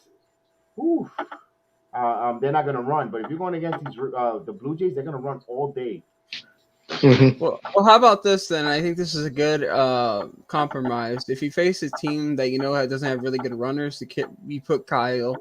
If you have a team that can run, you put Gary. I think that's a good compromise. But then again, there's also that bad thing with Gary that Gary's proved, which if you face teams that can run, even if you make a good accurate throw, Gary's proven he can't really tag him out or catch the ball well. So but they still need that. They still need that third catcher. I'm sorry what to say, but they because like right now, let's say this game in the playoffs is so close. You got Sanchez, and if you want the ninth inning, you want to bring in Kyle to block balls there, and you bring in Kyle, and then you have the backup catcher. You want to pinch it for Kyle. Michael, what you need? Hey man. What you need? The volume, Michael. Okay, yeah. Hold on a sec. Yeah, I'm very happy. Okay. You got to lower your volume, your feedback in the back. Okay, I will. Give me a sec. All right. like Kev's been, I think, supporting Rob Brantley, the former Marlin, to come on the team, and also don't forget the most important thing is have the most pitchers you can as possible, and also have a great utility guy to get ready. We're in the playoffs, man. We're in the playoffs, Michael. Very happy. This is the way I wanted it to go. I thought it was going to go the other way. I was afraid that we were going to play a tiebreaker, so we avoided that. So, that we got that monkey off our back. Now we just have to win one game and get into the ALDS. See, if Michael was here right now, I would just pour some on his head right now, just right there. Dave, stay where you at, Michael. Don't move. I'm going to pour a little bit right now. All right. Right. There you go. Okay, there you go. Michael gets the drought. I just hope Gio Urshela is okay because he looked like he stayed in the game after that beautiful play tonight.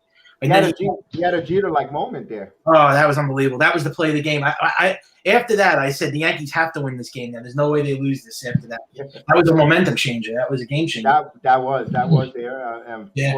Odor coming with that blue single to lead that inning off with the table setter. That's what it is when you put bat on ball. If you watch the program, if you're a friend of the program, bat on ball brings good results, guys. And LeMahieu's out. Looks like he's going to be out for the rest of the playoffs until at least the ALCS. So tough loss for Yankees losing DJ LeMahieu. Yeah, he's on the injured list, injured reserve, and they brought up Luis Gil in his place. I know. I would have brought Greg Allen, but although they could reshuffle the roster now that they're going in the playoff game, though. I don't know if they're able. I don't know if they're able to extra one more extra roster spot when you go into the playoff. I think you're allowed one more extra roster. I mean, LeMahieu really he really struggled this season, but I still think it was a tough loss because he still could have been productive for the Yankees. Right. Correct. So we're gonna go on for another 10 more minutes or less, but just to talk about the Yankee wrap up there. This cause for a celebration. So absolutely. So what do you think? Red Sox game is still tied right now. I hope the Red Sox lose, and if the Red Sox lose, we play at Yankee Stadium, right? We play Yankee Stadium, but we play Boston. The Blue Jays. Blue Jays. Oh, we're playing the Blue Jays. Yeah, if the Red Sox loses. Yeah. If the Red Sox end up winning, if the Red Sox win that game, then we have to play them at Fenway Park.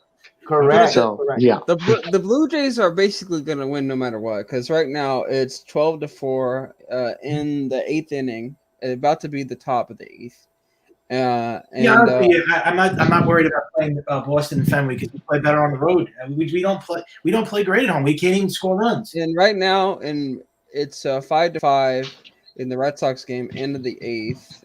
So I want the Nationals to win. That's the only game you really need to keep an eye on,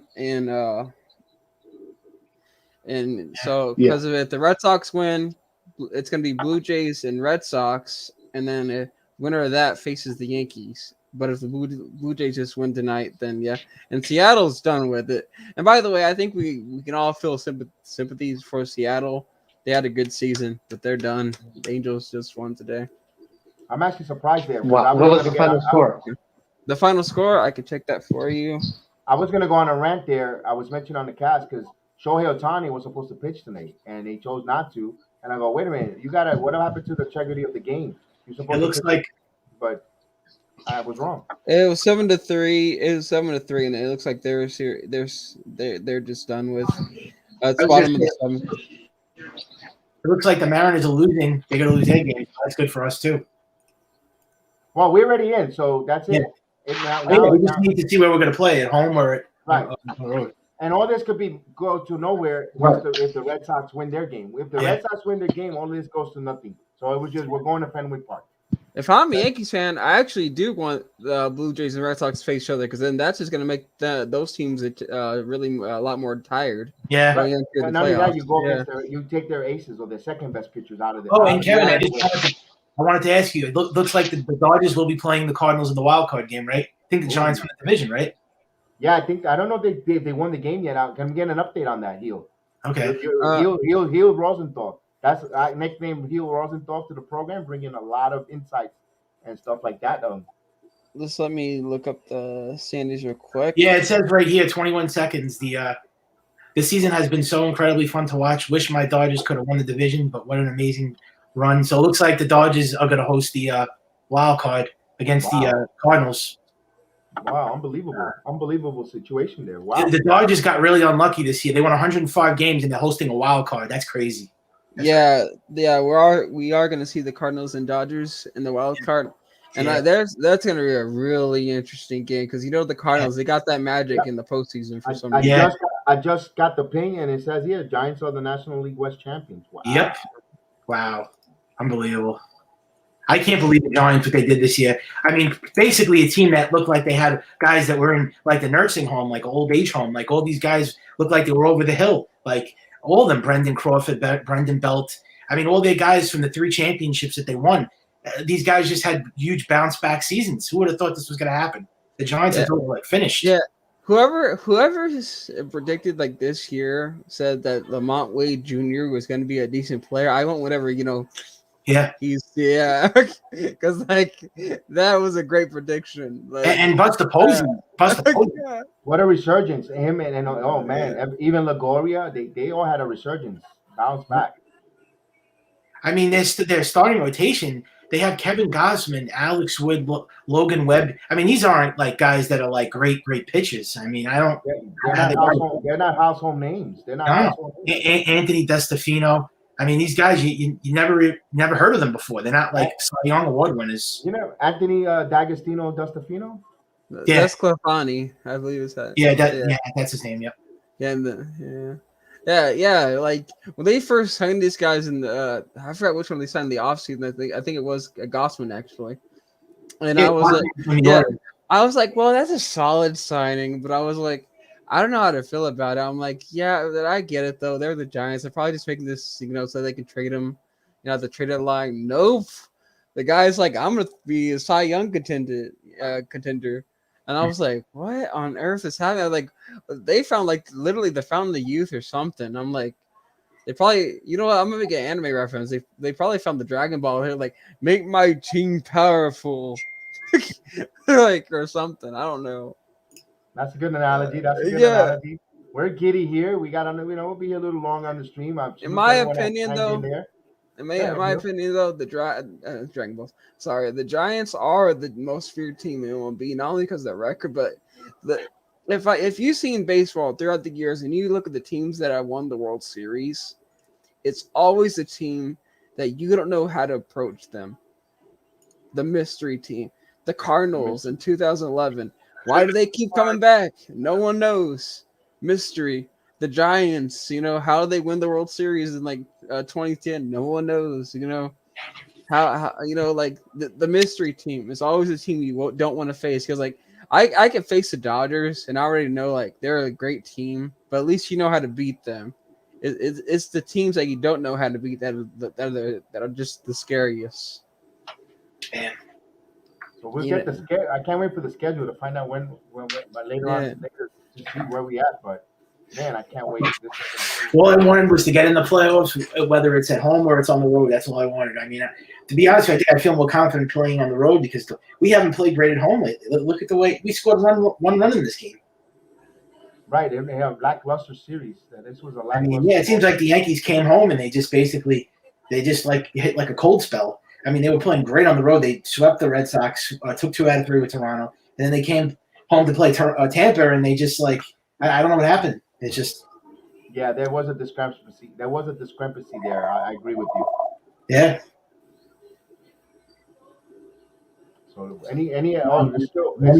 happy that the Yankees are in the playoffs, and it's definitely you got to be happy right now. As a Yankee fan, that this team really persevered this whole season. It's just been such a really up and down season. It's just it's been a roller coaster. I just can't put into words how frustrating the season's been this year. Being a Yankee fan. Yeah, that's a roller coaster. Just a roller coaster of emotions this whole entire season. It's just. And I'm just curious if you guys get through the wild card, you guys would face either. The Rays. It's going to most likely be Tampa. Oh yeah, they did away with that. If you're in the same division, you can't play in the first round situation. They got rid of that. Usually, if in the old days, but before if the Yankees would have won, they would have not played the Rays. They would have played the second best team. Would have been Yeah. Houston, but they got rid of that. They'll let, even if they're in the same division. Oh my God! Yeah. So is this a preview of what could possibly happen? It could be. It could be. It could be. Yeah. Unless if this is some, we don't want to say, I don't know. So no, if the Red Sox loses and the Jays and Red Sox play a tiebreaker, I'm thinking right. Yeah, you're right. You're right. Brandon, you're right. They'll play tomorrow afternoon or I'm presuming 1 o'clock, 3 o'clock around there. Red Sox at Blue Jays, or I don't know who will host it, and then the winner of that goes, depending who wins. If it's the Red Sox who wins, they'll play so either way, they'll play Yankee Stadium on that one. Yeah, and Luke Voigt's out for the season, right? They just transferred him to the 60-day DL. He's done. No, he's done. He's done. Yeah, well, and that could be the. I'm not upset at losing Voigt. I'm upset about losing LeMahieu. Yeah, go ahead, Hugh. I would be upset of losing Voigt. Like, people may call me like, oh, you like Voigt way too much or whatever. It's like, no, like, let's be honest. Like, Voigt's not a bat to sniff at. Like, yeah, I get it. Maybe, like he's like your prototypical like modern day solid bat. Yes, he strikes out a lot. He gets hurt, but he still can be a really good like batter for you guys. So like, I wouldn't be upset. Plus, he's terrible defensively too. He's not a good defensive player. Yeah, he's a DH. Right. Here's my thought with Voigt. He's a first baseman, but I Voigt or LeMahieu. I rather have LeMahieu because you can move LeMahieu to second, you can move him to first, you can move him to third. Rizzo's the first baseman. Rizzo's a great defenseman. But I'm just saying with the value from a Voigt to LeMahieu, who are hurt right now. LeMahieu is more of a need more than Voigt because that's the reason what LeMahieu brings to the table. He plays multiple positions, a good hitter, makes contact, and so forth. That's what Boston is up. Boston's up 7-2. Boston's up 7-2. A home run by Rafael Devers. Oh man. So it looks like goodbye Toronto. Take the jacket to the cleaners. Oh man. You wanted Toronto? Well, just because Sparring was so cool with us and he's been nice with us on the telecast, I understand Toronto will be I'm a little bit more afraid of it, but it's okay for Sparring has been part of the program and he's a good guy. He's a nice guy, and I know nice guy doesn't get you anything, but he's a cool dude. So Sparring, man, I'm sorry that the Red Sox came back out of nowhere. So wait, you said Toronto. Who's eliminated now? Who just got eliminated? Well, if Boston wins right now, Toronto's done. Oh yeah, because Boston and the Yankees have the same record. Even though Toronto won. Right, go ahead. The Blue Jays game's officially over. 12-4 was on. So who do you want to win? You want the Red Sox to lose? It don't matter to me. I wanted both of them. I see blue. What's going on? I see blue. Let's go Red Sox. I see blue. One of your pals, right, you? Yeah. I showed him the show and all that. He's a Red Sox fan, so he's a good friend of yours. Yeah, he's a Red Sox and Twins fan because he lives in Minnesota, but his dad's a Red Sox fan. I feel bad for you about the Twins. The Twins suck. Okay. Yeah, the Twins are our kryptonite in the playoffs. Well, no, our Superman in the playoffs. We're their kryptonite. They can't beat us in the playoffs. So. Yep. Yeah, our Yankees own the Twins. They could be losing 5-0 and they still beat them. We own you guys. It's funny how this goes full circle. Now you own us. I don't know. Maybe a different one. Yeah. Unless I don't know who you guys are playing for another White Sox. The White Sox might knock the Astros out. The White Sox are good. They have a chance. I wanted that tomorrow's game. That's what I wanted, for them to play a tomorrow's game, like get their starters and all that going, and then play some Tuesday night. But we'll take it as it is. Yeah. Mm-hmm. What happened to that guy? Z. He didn't come on. Z. Z was celebrating. He's doing daddy time, and he's with his family, and also he's happy that his Cowboys won. He was a giddy. And salute to the Cowboys winning, and so he's a big, huge Cowboy fan, and he's very happy that they won. So before we get out of here, because Jed, I need some little bit of a dinner because it's getting kind of late. No more hits in less than 9 innings and a previous 9. That's clutch. There you go. Robert Parr's hanging in there. So let's get our final party shots before we get Okay. out of here. All right. Let's go with Lamario. I want to leave. Michael, you're gonna be next after Lamario. Go ahead. Okay. All right. Big win. I thought maybe that the game would go to extra innings, but it didn't. And I'm happy that the game didn't go to extra innings, because if it did, we probably would have lost that game. So All right. So thank you, Lamario. and now Go ahead. Okay, Lamario. the question is, who would they go with? Who would they go? Who should we pitch for the wild card game? Garrett Cole. Do we pitch Cole or do we? Gotta go, Carol. It's Cole. You don't pitch Cole. You're idiots. No, You gotta go. it's Cole. It's Cole. Yeah. It's for sure. And I no, the Icy Blue, they won't play the 163. They'll play the wild card. Wilson's winning 75. Uh-oh. Yeah, I mentioned it just a few seconds ago. So I'm gonna answer Icy Blue. They don't play the 162. They play the wild card game. 163 game would have been if Toronto would have won like they did, and Boston would have lost because they have to settle that last wild card. Yeah, I wanted Toronto too. I actually wanted to play Toronto. Okay.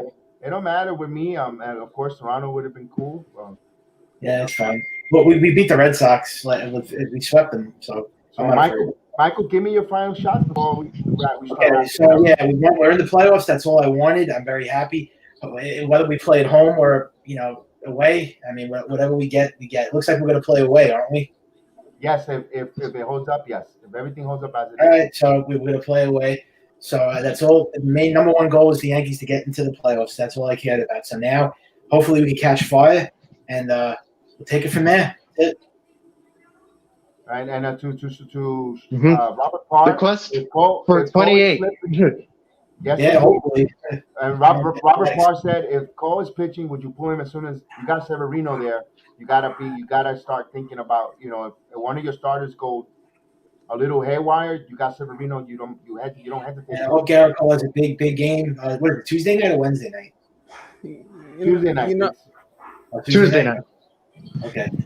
The funny thing is, when I think of Severino in the playoffs, I think of that, let's just say number 16.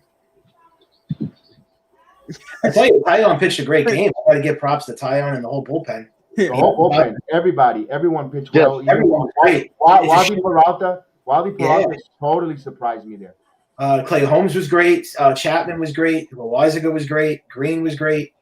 Everybody up and down. Taillon really pressed me. I thought he was going to get into trouble. Taillon. And you know who was good yesterday? Lucas Licky. Believe it or not. Yeah, he was. Lucas, what you call it? Big ZD Licky.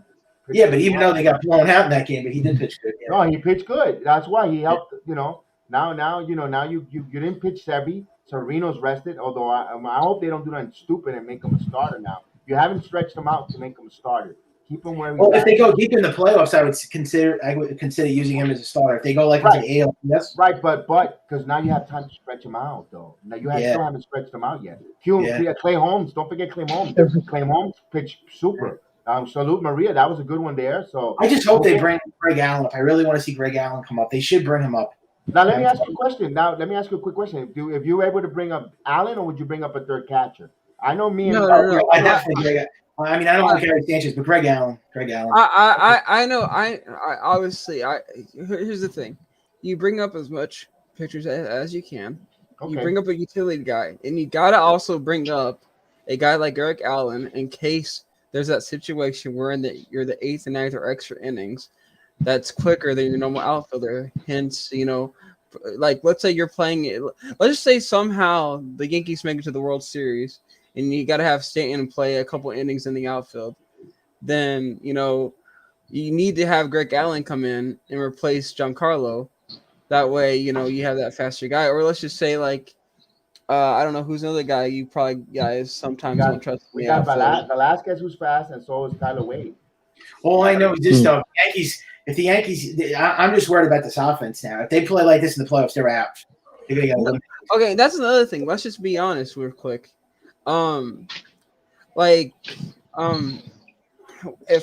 you had to ask me, where do you see the Yankees going in the playoffs? I see them getting past the Red Sox. I can see that. and then I see the Rays spoiling their chances to go any further. Okay, And that's fair. Well, That's fair. Yeah, If they keep hitting like this, they're not going to go far. That's fair. That's fair. because here's the only reason why I say that.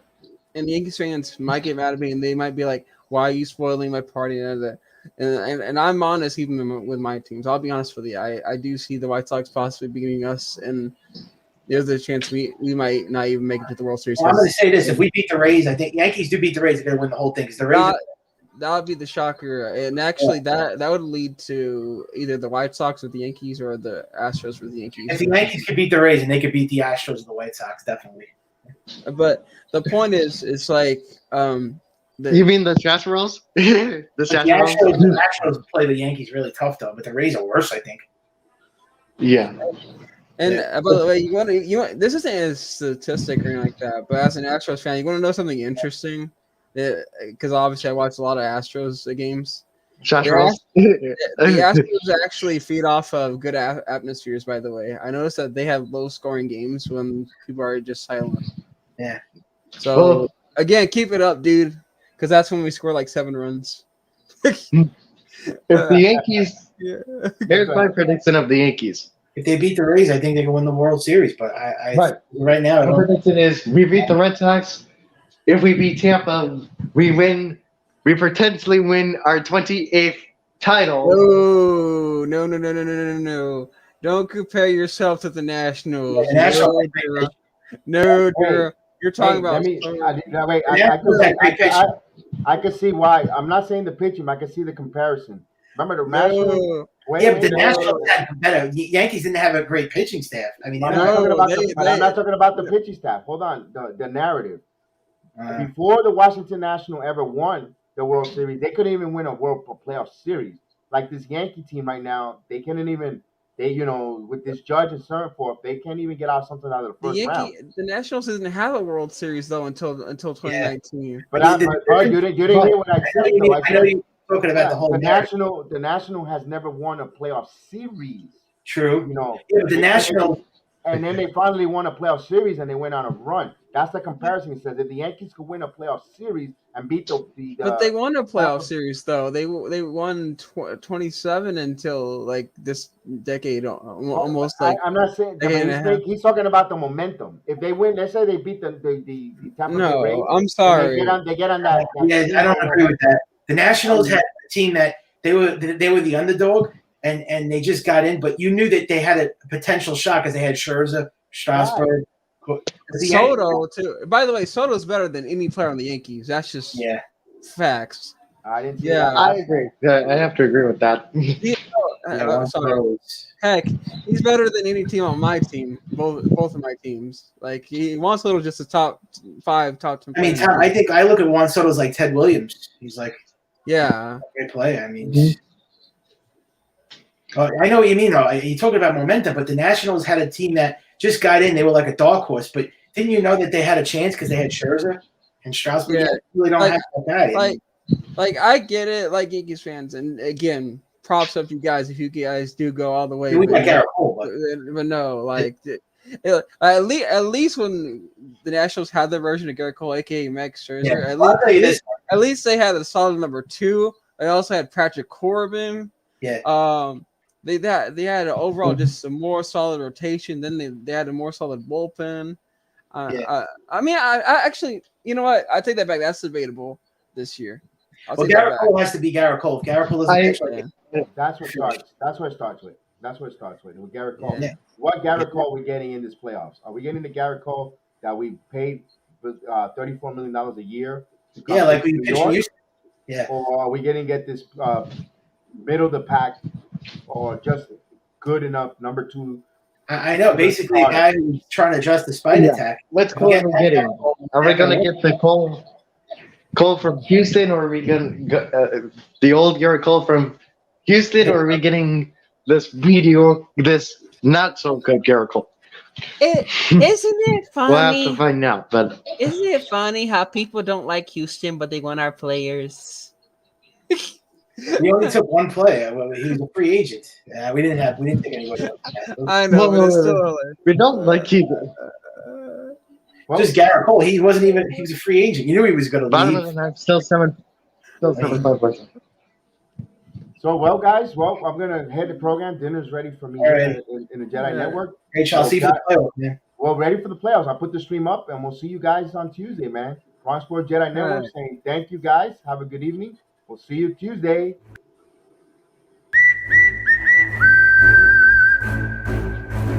Mm-mm.